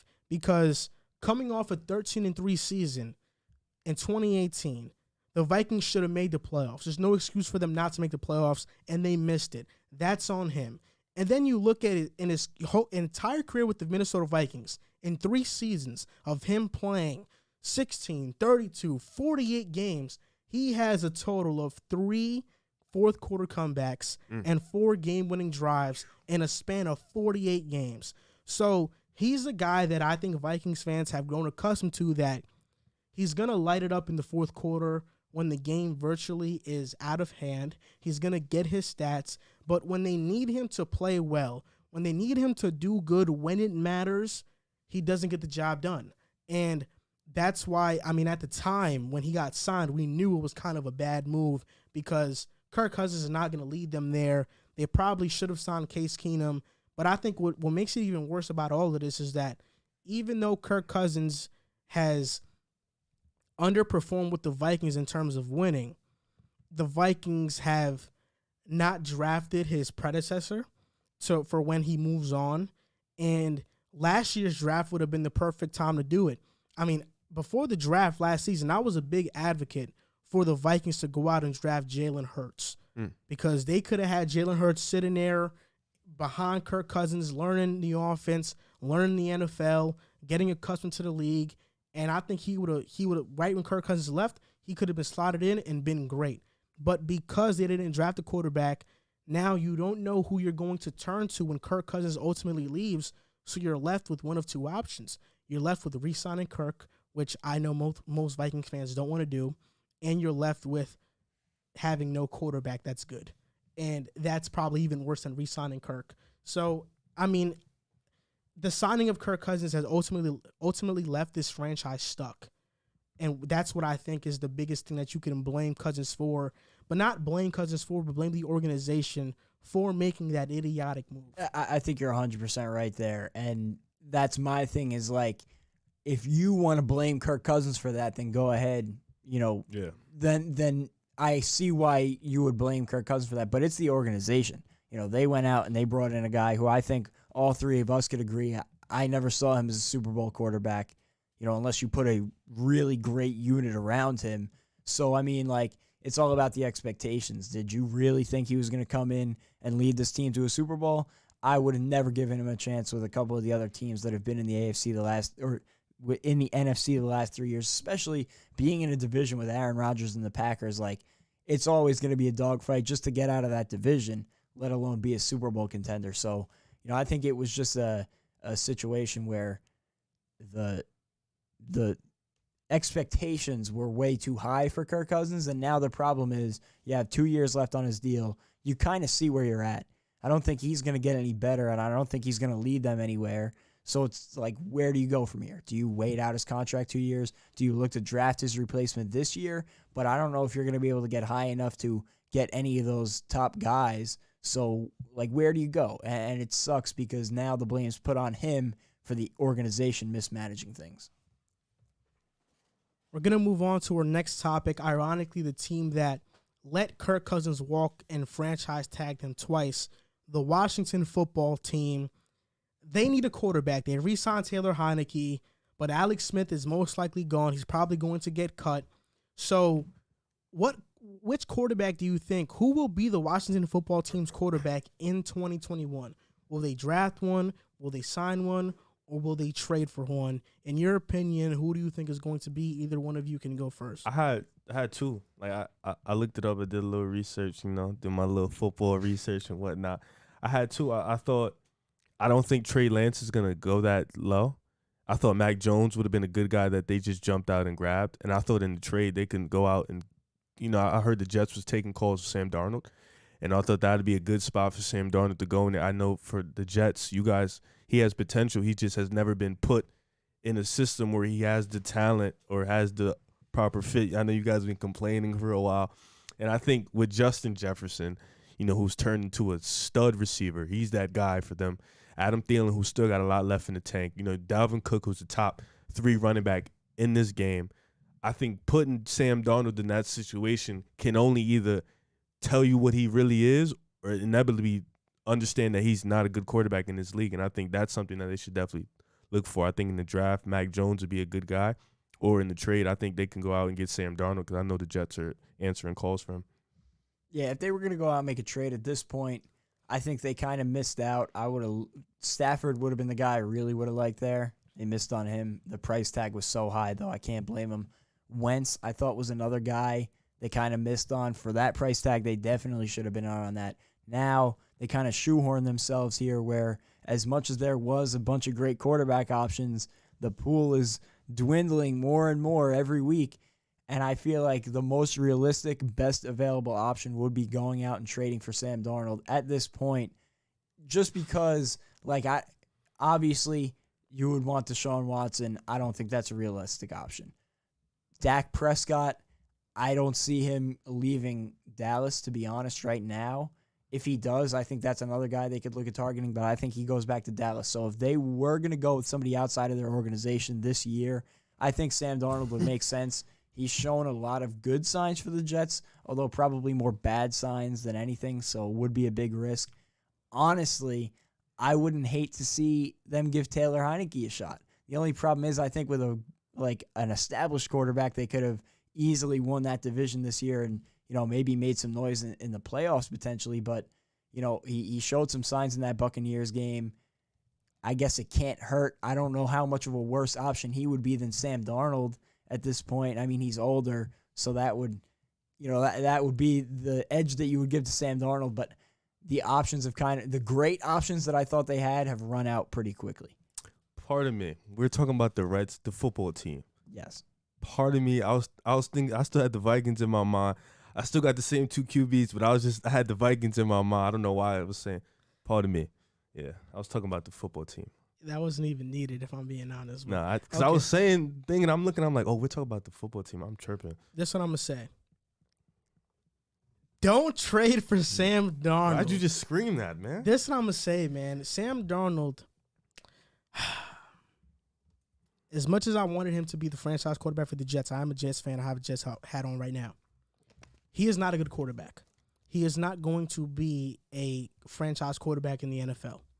Not even close. He's not going to be that. And the Washington football team should not trade for Sam Darnold because he's not going to do much for them. As sad as I am to say that because I wanted him to be good, but that's the truth about Darnold. Darnold is in his 3rd year in the NFL, and he still plays like he's in his 1st. He makes boneheaded mistakes. This past season, he had 9 touchdowns to 11 interceptions. You might as well trade for Marcus Mariota at this point. And Mariota is not a good quarterback either. This is what I'm going to say. Out of the pool of quarterbacks you can trade for, Darnold, Mariota come to mind. Crazy, but Jordan Love. You don't know. If the Packers don't want to move on from Aaron Rodgers, they still think he has a lot left in the tank.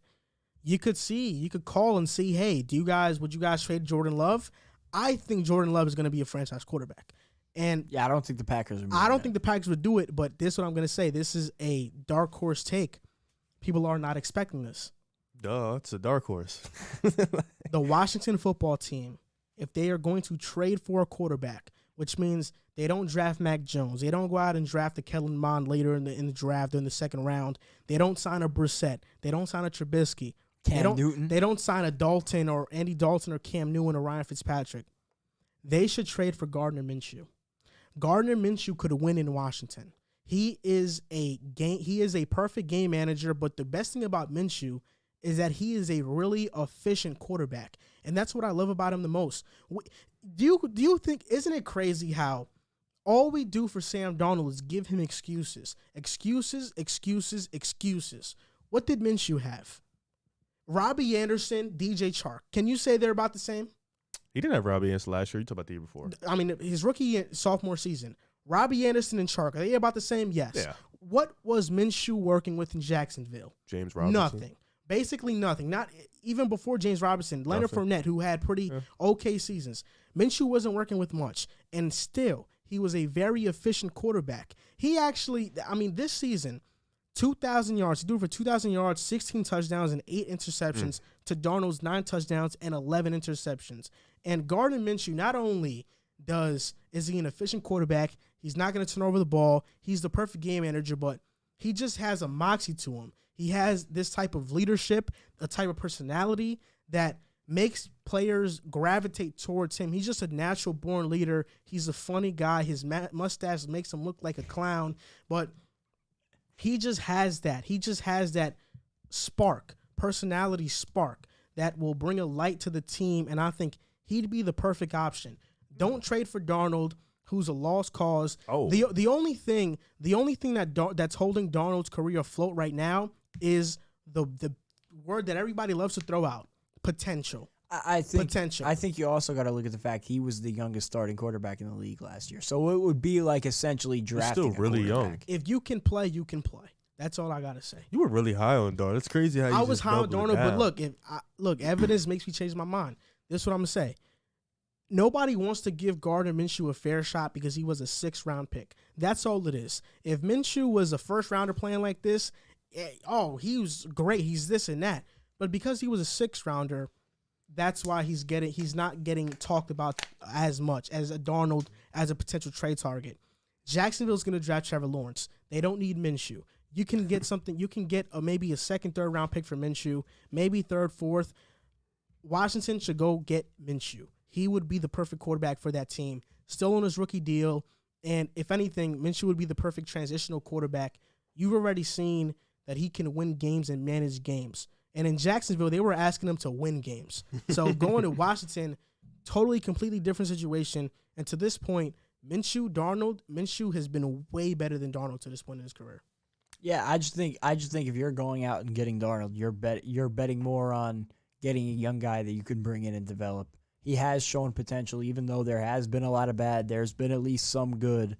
So it would be like drafting a guy that, it depends on what you see in him. I think the price tag would be a little bit high for Darnold right now because I think the Jets are thinking they can get a 1st or maybe a 2nd.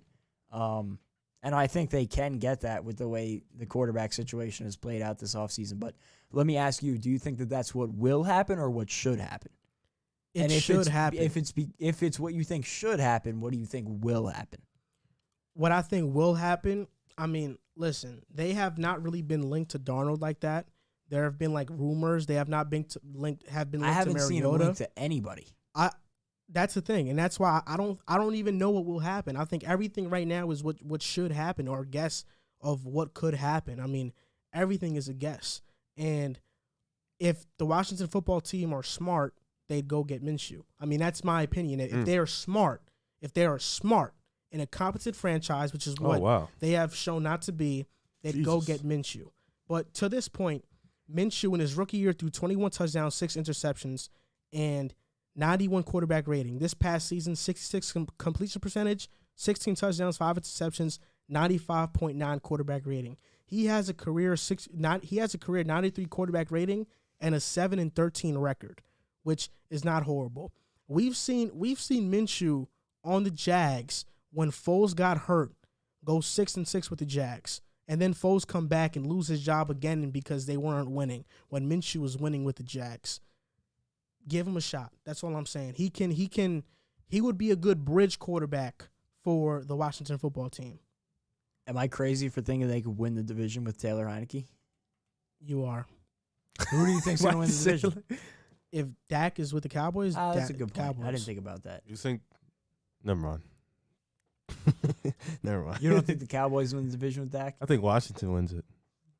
I think that defense. It depends on what I really they do. think that defense is going to just. It depends carry on what them. they both do with quarterback. If the Cowboys bring Dak back, they should win the division. But They should have been winning the division for like 2-3 years in a row.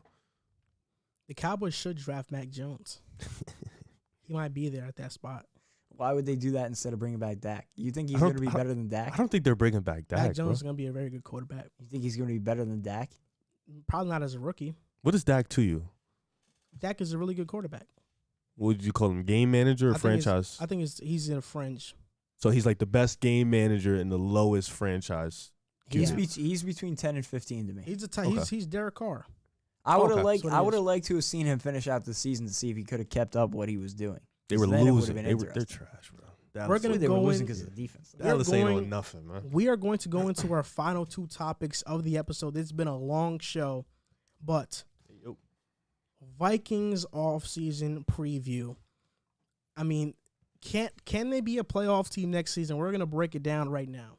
They're $5 million over the cap, and that's counting Kyle Rudolph's release. Some roster cuts they can make to free up some cap space. Riley Reef at $11 million. Anthony Barr, $7 million. Shamar Stephen, $3.75 million.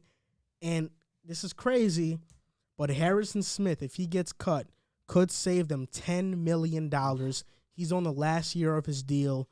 Who knows? Maybe they extend him and backload his contract. We don't know, but let's just say they only cut Riley Reef. They can have $8 million of cap space, but then that would put a hole at their tackle spot. So why do that? In my opinion, the Vikings should cut Anthony Barr and Shamar Stephen. I think those are the two candidates that they should cut. Anthony Barr has kind of been a disappointment to this. Last season, he wasn't very good. He didn't play much either. So, I wouldn't bring back Anthony Barr. That's just my opinion. I'd love to keep Harrison Smith and Riley Reef. I'd like to restructure Riley Reef's contract so he makes half of that, because I'm not paying a tackle that's average $11 million a year.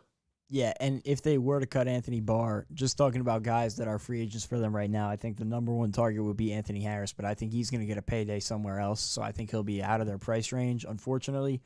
The one guy that I would then look at if you cut Barr would be Eric Wilson. If they keep Barr, I think they could move on from Wilson depending on the price tag, but if you do move on from Barr, I think Wilson would be a reasonable guy to bring back. He came in and stepped up pretty well for them last year in Barr's absence. Barr played 2 games last season. Yeah, so he played pretty well for them in his absence, so I think that would be a wise decision to bring him back. Outside of that, there's not much that I would bring back, just gonna keep especially kicking, with huh? their money situation. That's the thing, is that these are their pending free agents. Anthony Harris, Dakota Dozier, Odenigbo, and Jaleel Johnson. So I think all of these guys can go. Anthony Harris is going to be out of their price range. Dakota Dozier is not a good player. He's not a good guard. I wouldn't bring him back. And Jaleel Johnson is one of the bottom defensive tackles in the league. I wouldn't bring him back. Odenigbo, maybe I'll bring him back. He had 3.5 sacks last season, but I wouldn't mind just letting him go. They have these positions of need: left tackle, left guard, an edge rusher, and they need a safety to replace Anthony Harris. Kirk Cousins was sacked 107 times in the last 3 years with the Vikings.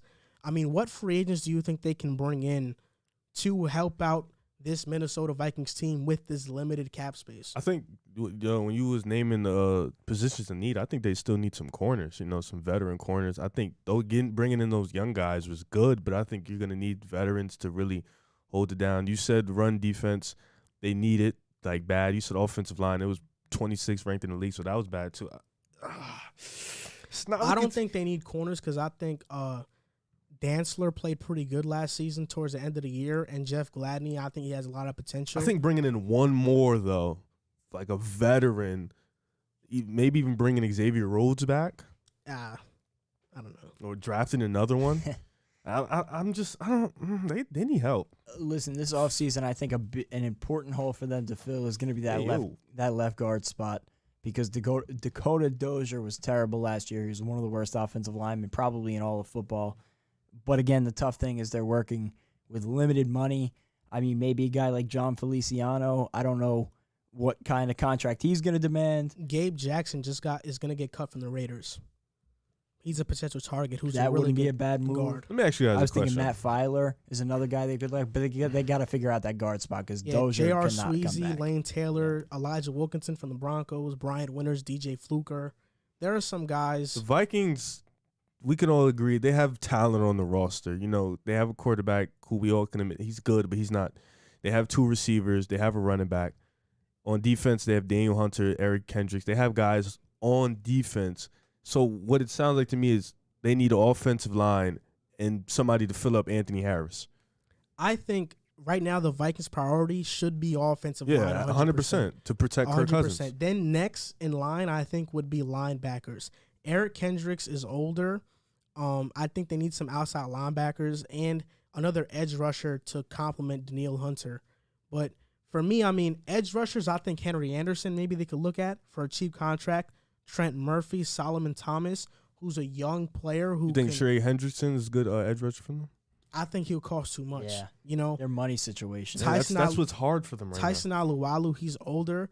Jeremiah Atachu, who's an okay guy. Then at free safety, Trey Boston, Terrence Brooks, or Demarius Randall.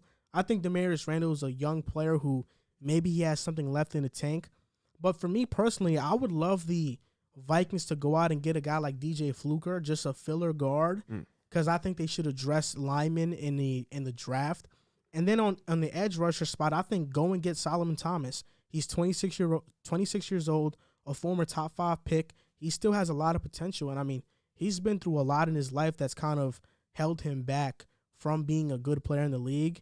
So if he can figure out in Minnesota, that would be a huge steal and a huge bargain if they were to sign him on a minimal contract. Yeah, I was thinking Romeo Okwara for a lot of the same reasons, but that's another position in need. You know, I think they could be a playoff team, but it's kind of like I was saying before, in a division with Aaron Rodgers and that Packers team coming back, you know how good they're going to be.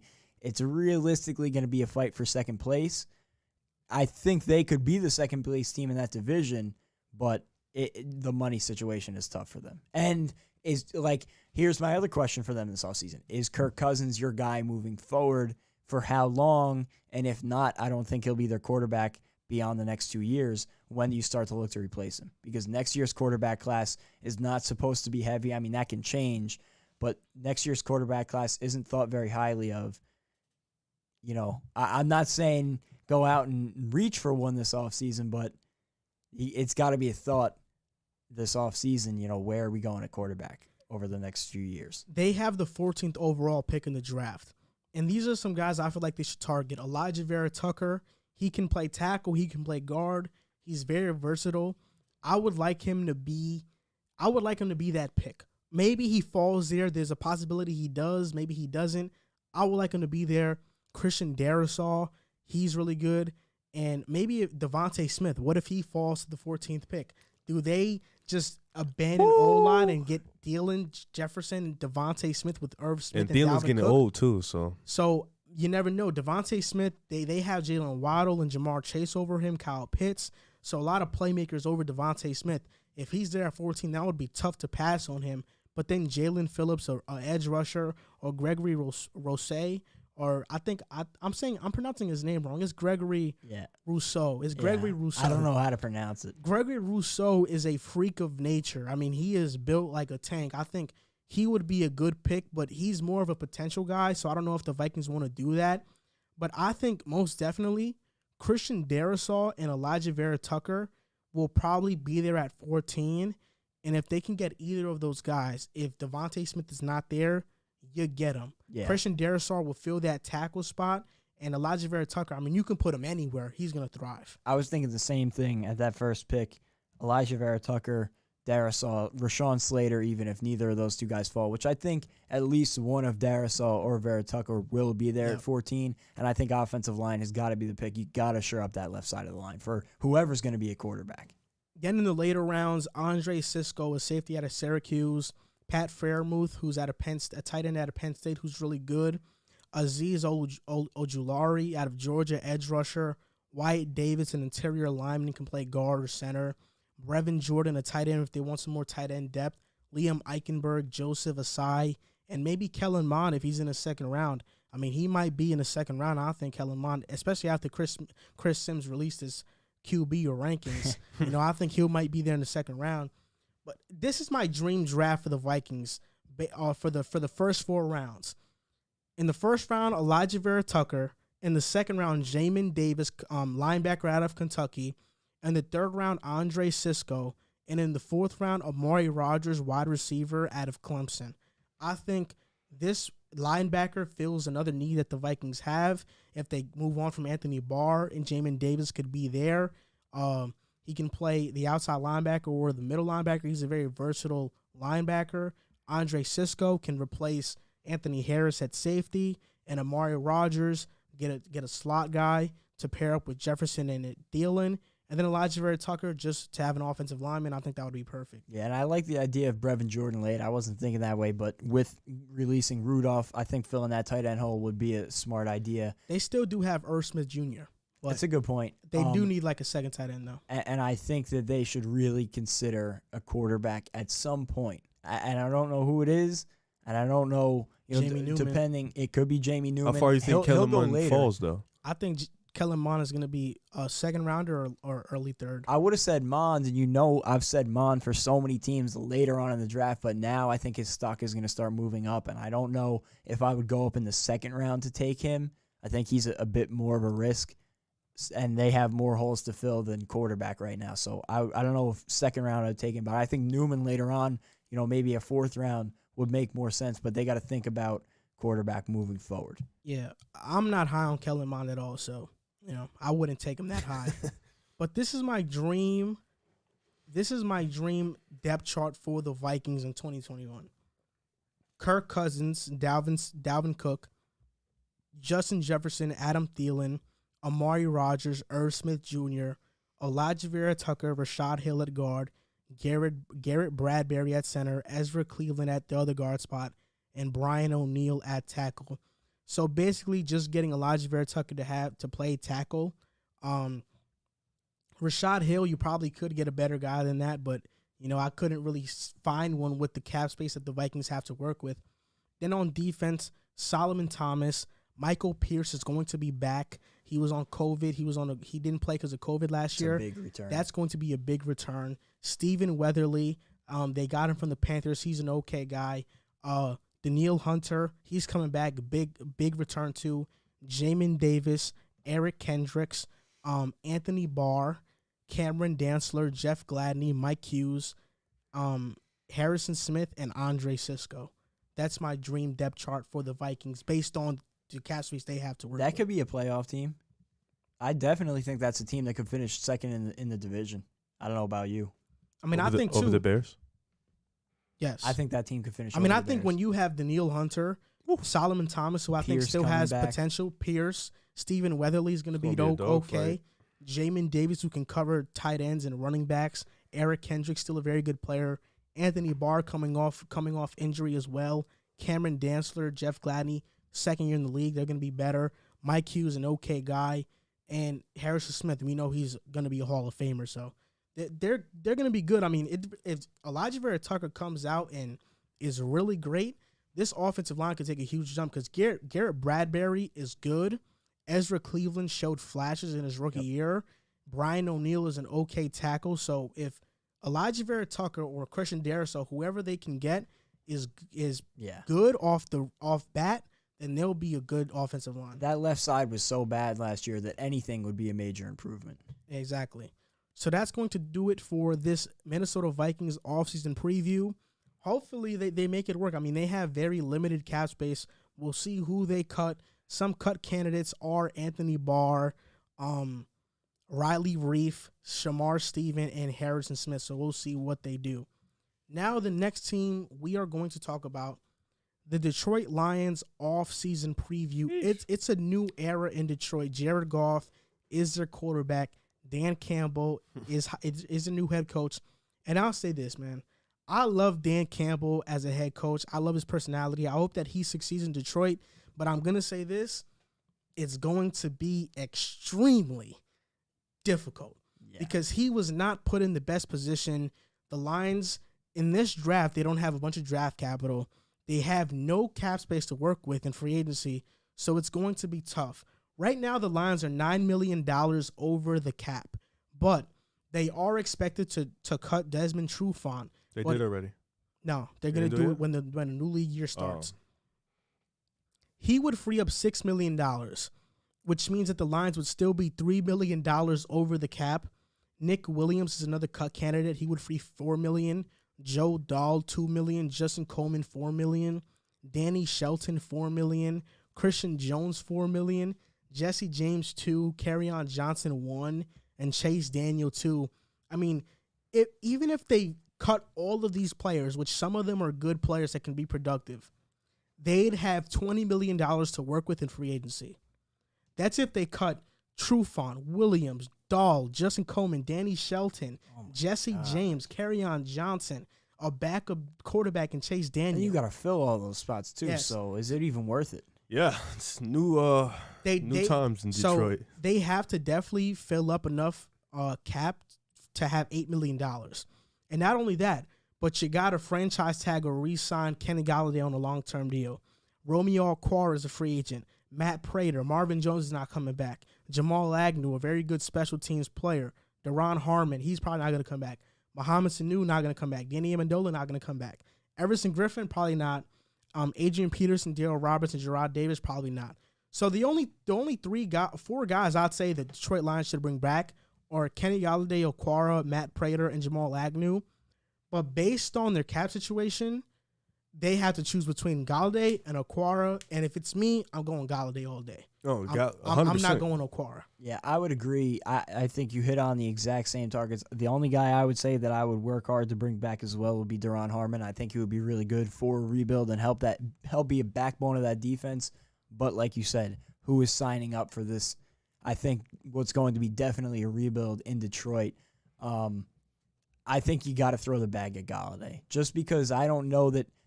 Well, one, if you think Jared Goff is your guy, you can't leave him out on an island here in a hopeless season. At least give him something to work with. And two, the reason I was thinking about it, I don't think Jared Goff is their guy for the future. I think they're going to look to draft a quarterback. And if that's the case, you got to give the guy that you're going to hand the reins to something to work with when he comes in. And I think Golladay, if you could get him on like a 5-year deal, would be that perfect option to keep around for whatever young quarterback you bring in. The three competent receivers they have on the roster are Tyrell Williams, who's coming off an injury. I still have belief in Tyrell Williams. I think he can be a pretty good impact player for the Lions. Number 2 receiver? Yes, Geronimo Allison is there as well. A good, okay slot guy. He played for the Packers in 2019. And then Quentin Cephas, who was a rookie. So and Hockenson is a receiver as well, tight end. They need receiver depth. If you bring in Golladay, that's a really solid core of pass catchers. So I'll say this. When you talk about the positions of need, they have a lot. I mean, wide receiver, right tackle, right guard. I think Vitae, he got signed as a tackle, former Eagle, but I think he's better at guard. So if he plays right guard, I don't think you have to find a replacement. But an edge rusher, they need a Sam linebacker, a cornerback, a strong safety, and a QB. You know, if we don't think Goff is the answer, if they don't think Goff is a long-term answer. I think they can wait on that, though. I think they could wait on QB as well. I love their coaching staff, though. Anthony Lynn, Aaron Glenn, Antoine Randall L. I mean, they got a lot of guys who are former players who I think can turn this ship around pretty quick. They need a slot, too. Free agent targets at edge, Henry Anderson, Tyrone Crawford, Solomon Thomas, Trent Murphy, Danico Autry, Takaris McKinley. So, in my opinion, I think the Lions should bring in a combination of young players and veterans because you don't want to just have a really young team, an immature team. You want to have a combination. So, at edge rusher for me, I'd like them to bring in Danico Autry because Danico Autry offers versatility. He played defensive tackle, but the Colts moved him to defensive end last season, and he played really well there as well. So I think he'd be a perfect signing who wouldn't be too much. You look at Sam linebacker, maybe Vic Beasley, Malik Jefferson, Samson Ebukam, Alex Anzalone, or Aaron Lynch. I think Alex Anzalone makes the most sense because of his connection with Dan Campbell. They were both former Saints, so I think that would make sense. But, yeah, those are just some of my targets for edge rusher and at the Sam linebacker spot. Well, I think we kind of had the same needs. I think the Lions need receiver depth, slot, and just regular. I think corners, they got a lot of young guys, and they played a lot of man-to-man last year. And Jeff, I don't know how to pronounce his last name, Okudah? Jeff Okudah. You know, I think he'll bounce back. I know he'll bounce back. He was a rookie. I know Desmond Trufant was the worst year of his career, and Justin Coleman is not. He's probably gone anyways. Edge rusher, like you said, they need linebackers. And Duron Harmon, I think we all can agree they can kind of bring him back. You know, he offers that veteran leadership, but if they don't, they're going to need somebody to fill up that free safety role. So this is a team that needs a lot of needs with not a lot of money either. Exactly. Yeah, that's the thing. They just don't have the money. At cornerback, I have some targets that are not going to cost a lot, but they're average players.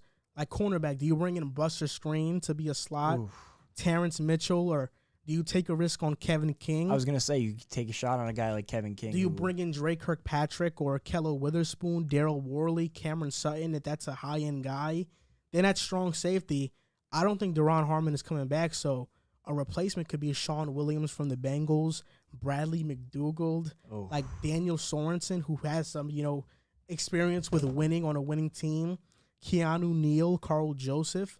I think they just need, because I think what their goal is, Jeff Okudah is going to be their number one guy. So I think, like you said, bringing in just those average corners just to fill up the depth chart is going to be the idea because they don't have any money. So during the free agency period, my dream scenario for them is to sign Sean Williams, Danico Autry, Alex Anzalone, and Kevin King.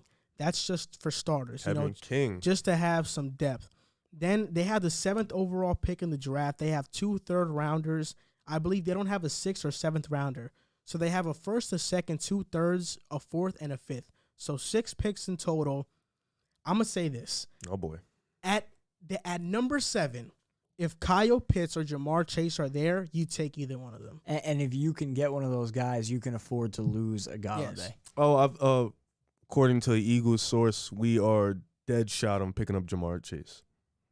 Okay. So just wanted to throw that out there. So I'll say this. If Jamar Chase or Kyle Pitts are not there at 7, the Lions shouldn't draft a quarterback. I think they can wait on that. You need to make this a good situation for any guy to succeed in. And right now, it's not that.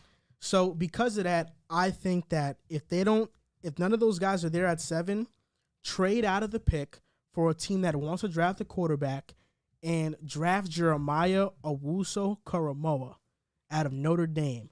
I think he's going to be a very great pro, and I would like to see them draft him if things don't. Do you think they should go corner if those two aren't there?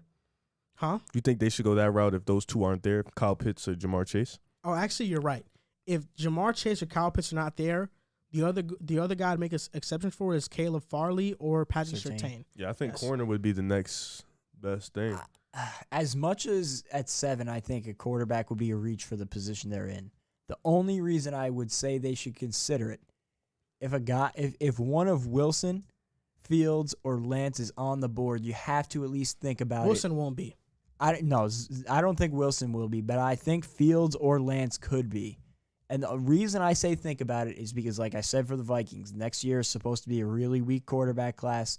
I'm not sure, admittedly, about the next year after that, but if you don't take a quarterback here and then next year's not a good class, the year after is not a good class, you could look back and be like, that was our shot. You know why I don't say that?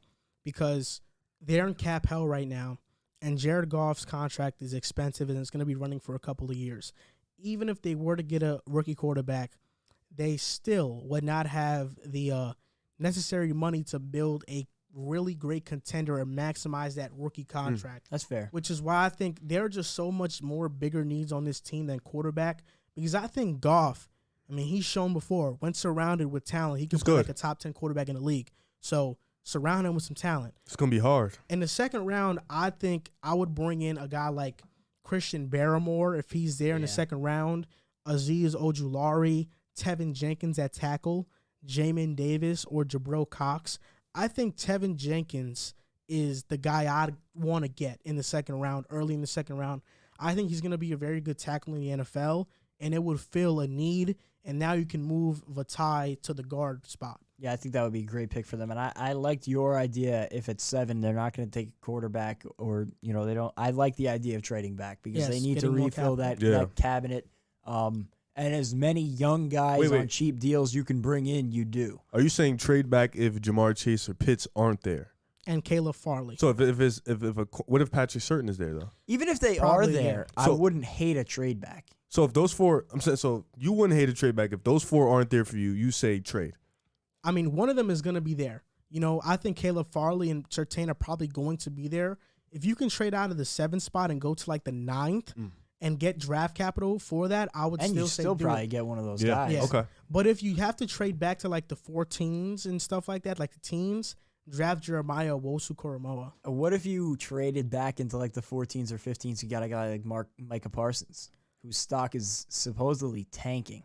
But he's got the talent of a top 10 pick. I think Jeremiah Owusu-Koramoah is going to be better. Really? Ooh. Yes. Wow. Yes. So I'd get him. Wow. But in the 3rd round, I'd go after a guy like Tutu Atwell if he's there, a guy who's very fast. Rondale Moore out of Purdue. Elijah Moore out of Ole Miss, I believe. Amon-Ra St. Brown. So in the 3rd round, I want to target receiver. Even if Kenny Golladay stays, I want to get receiver because Tyrell Williams is a wild card. Geronimo Allison is average. So you want to get that position solidified. This is my dream depth chart for the Lions next season. And I said Jeremiah Owusu-Koramoah because I recently saw a video that Brett Coleman put out about him. Brett Coleman is an amazing football mind, and he thinks he's the best linebacker in the class, and he showed footage, and I did my own research. He's very fast. He can play slot. He can guard running backs. He's a good tackler. His problem is that he's undersized for the linebacker position, but I think in this new age of football, you need guys that are versatile. Like Micah Parsons is a very good blitzer. He's not very good at covering opposing receivers or tight ends, which is why he may be a liability. And with those character issues, if you're the Lions, you're trying to build a culture. You don't want to get guys who are a risk. And I think Micah Parsons is a risk. And if you're trying to build the culture, so I want high character guys if I'm the Lions. But on the offense, I'd have Jared Goff, DeAndre Swift, Kenny Golladay, Tyrell Williams, Geronimo Allison, T.J. Hawkinson, Taylor Decker, Jonah Jackson, and Frank Ragnow, Vitae, and Tevin Jenkins. On defense, I have Danico Autry, Deshaun Hand, Jay Tufele out of USC, Trey Flowers, Jamie Collins, Jelani Tavai, Alex Anzalone, and at corner, Jeff Okudah, Caleb Fairley, Kevin King, Oruwari, Tracy Walker, and Sean Williams. I mean, I think if Jeff Okudah and Caleb Farley live up to their potential, the Lions can have one of the best or better cornerback duos in the NFL. I mean, Caleb Farley and Jeff Okudah, both top 10 picks. If they live up to what they're supposed to be, that would be an insane and great building block for that defense. Yeah, no doubt. And they need to capitalize on young talent because of the money situation they're in. So having those two rookie and sophomore corners, I think would be a good use of their short cash. Sounds like they have the ace on the draft pretty much. Yeah, I think they're going to struggle next year. Yes, they're going to. I think they're going to be one of the worst teams in the NFL. I feel, but I hope that Dan Campbell doesn't become the scapegoat because I think he can be a good head coach. I love his energy, and I think he's a guy that players are going to love to play for. But it's just what is he going to have to work with here in his stint? This is the thing for me is that I think their offense will be okay. You know, I like Anthony Lynn as an OC. I think he'll use DeAndre Swift kind of like an Austin Eckler. That'll be good for Swift. Kenny Golladay, if he returns, would be huge. Tyrell Williams, if healthy. He has experience with Anthony Lynn. He had an 1,000-yard receiving year with Anthony Lynn. He'd be a good number 2 in receiver and deep threat. Geronimo Allison, a good slot guy. And T.J. Hawkinson, a former first-round pick who has a lot of potential. I mean, this offense can be good because I don't think their offensive line is horrible. Taylor Decker, Jonah Jackson, and Frank Ragnow are really good. Vitae at guard, I like him. And then Tevin Jenkins, if he can be good at that right tackle spot, they can be a pretty okay offense. But I think that defense is going to struggle. But who knows? We'll see what happens. They have a pretty good coaching staff, so we'll see what happens there. And John Dorsey is a good guy at evaluating talent as well. It's like the Matt Patricia hangover. It's the after effects of Matt Patricia coming through.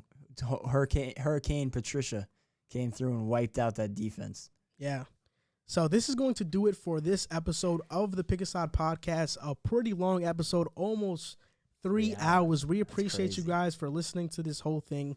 We'll have the timestamp so you guys don't have to go through the entire episode.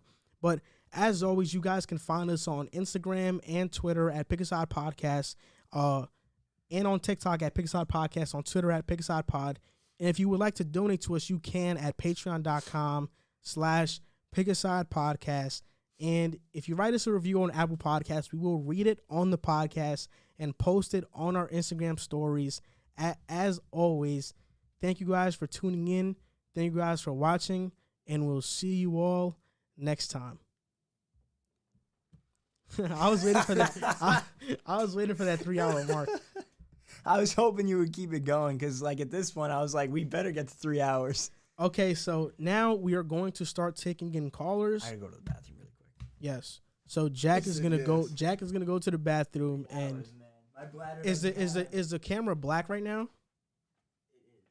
It is. Yeah. Press the record button on the right. It's Somebody's in England. You want me to turn it back on? No. Leave it. Yes. It's showing the picture, right? Yeah. Okay. Cool. Okay, so we're going to start taking in callers, so you guys can call if you guys would like to. We're about to put the number on the screen.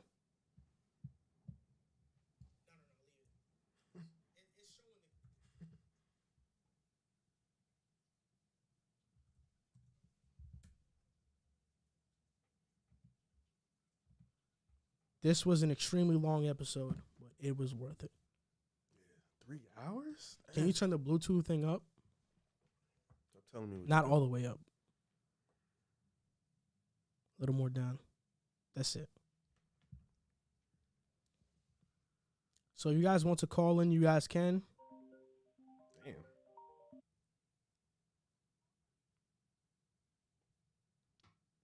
To accept, press 1. To send a voicemail. Hey, what's up? This is Pick a Side.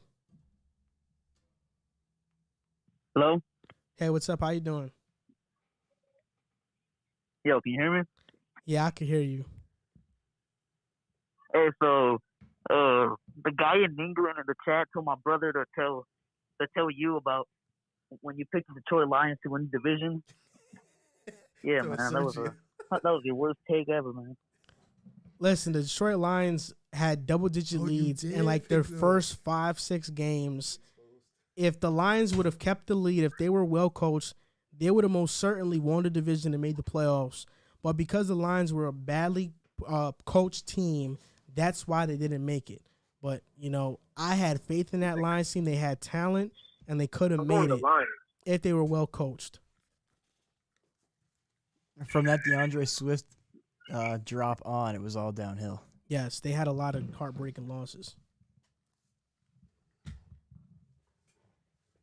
Yeah, he was pretty mad whenever you had the Lions win the division. Yeah.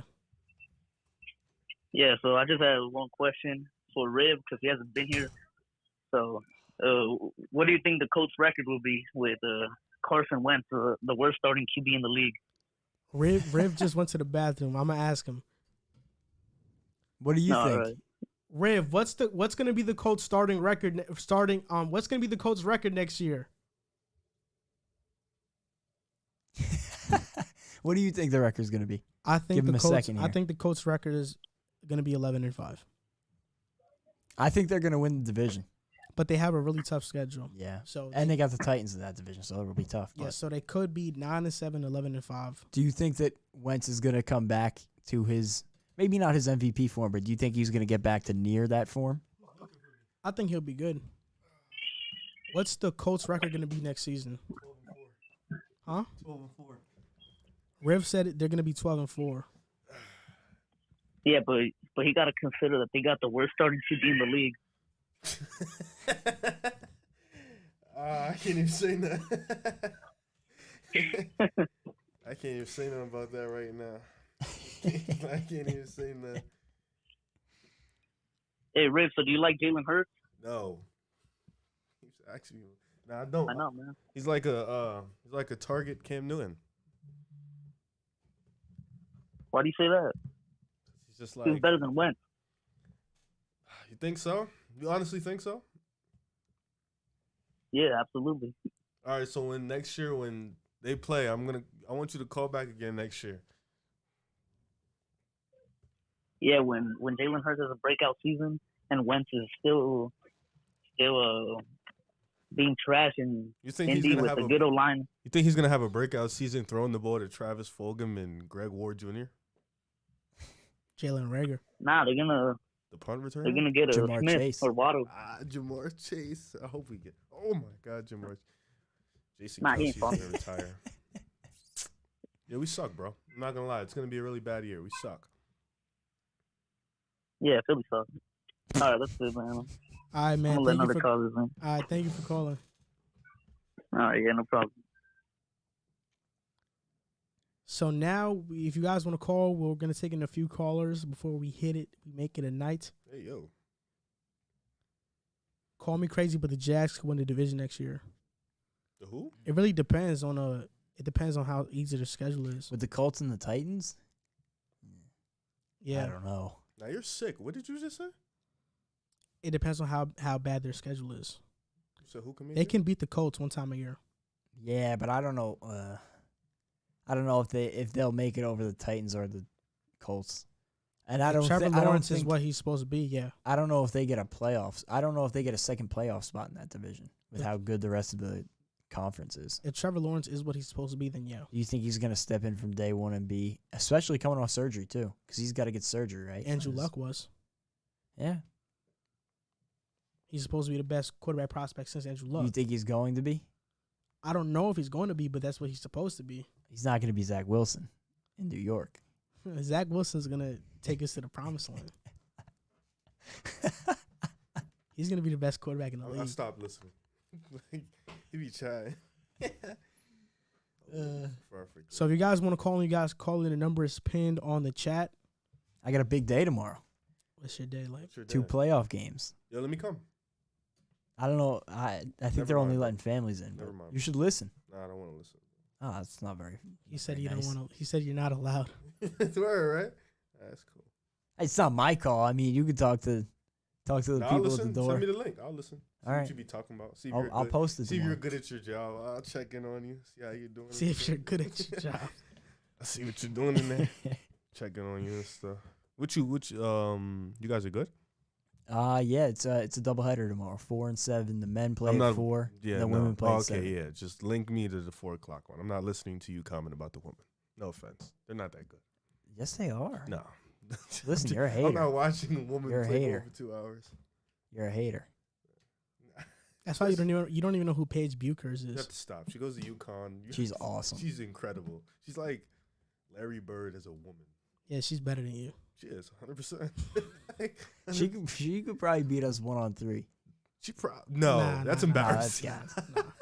Who's gonna defend the paint? I'll just stand under the. Why you get to stand in the paint? That's see where she's gonna be arguing the whole time. She's gonna be picking one of our pockets. Yeah, nah, she's what's your record? The boys. The men I'm sorry. are the 5. men. Are Jane- 5 and 3. I don't and the think women are Michael 6 Jordan and couldn't beat us 1-on-3. No, he can 1. definitely. Nah, He's 6'6", definitely bro. could. He can easily beat us. All he would First of have to all, do is stand Patrick in the Beverly paint. can beat us 1-on-3. That's cap. No, dead serious. How's he gonna guard the 3 of us? He doesn't. If we miss, it's over. Literally, I- here's the what thing. do you mean if All he's an NBA losing? player would have to do is stand in the paint and let us How shoot. are we gonna get the ball from him? Bro, I'm not gonna miss. That's what y'all don't understand. You really think I'm gonna miss? I'm not gonna miss. So you guys are 5 and 3. Do you have a breakout Yeah. player that I should be paying attention to? I mean, what do you consider a Like a breakout stud, player? like a guy I should be Like like. it's Division III basketball, so I don't know. Still some hoopers. Like, do you like? nobody's gonna make it to the league. No, I mean like somebody that's I'm gonna pop on the screen like, oh, he's like, I'm gonna text you like, oh, he's nice. All right, so because nobody is calling, we're about to end this live stream short. Sergio just said some nonsense. But thank you guys for watching this episode. We appreciate all of you, and we are going to see you guys next time. Peace. Our best player got hurt.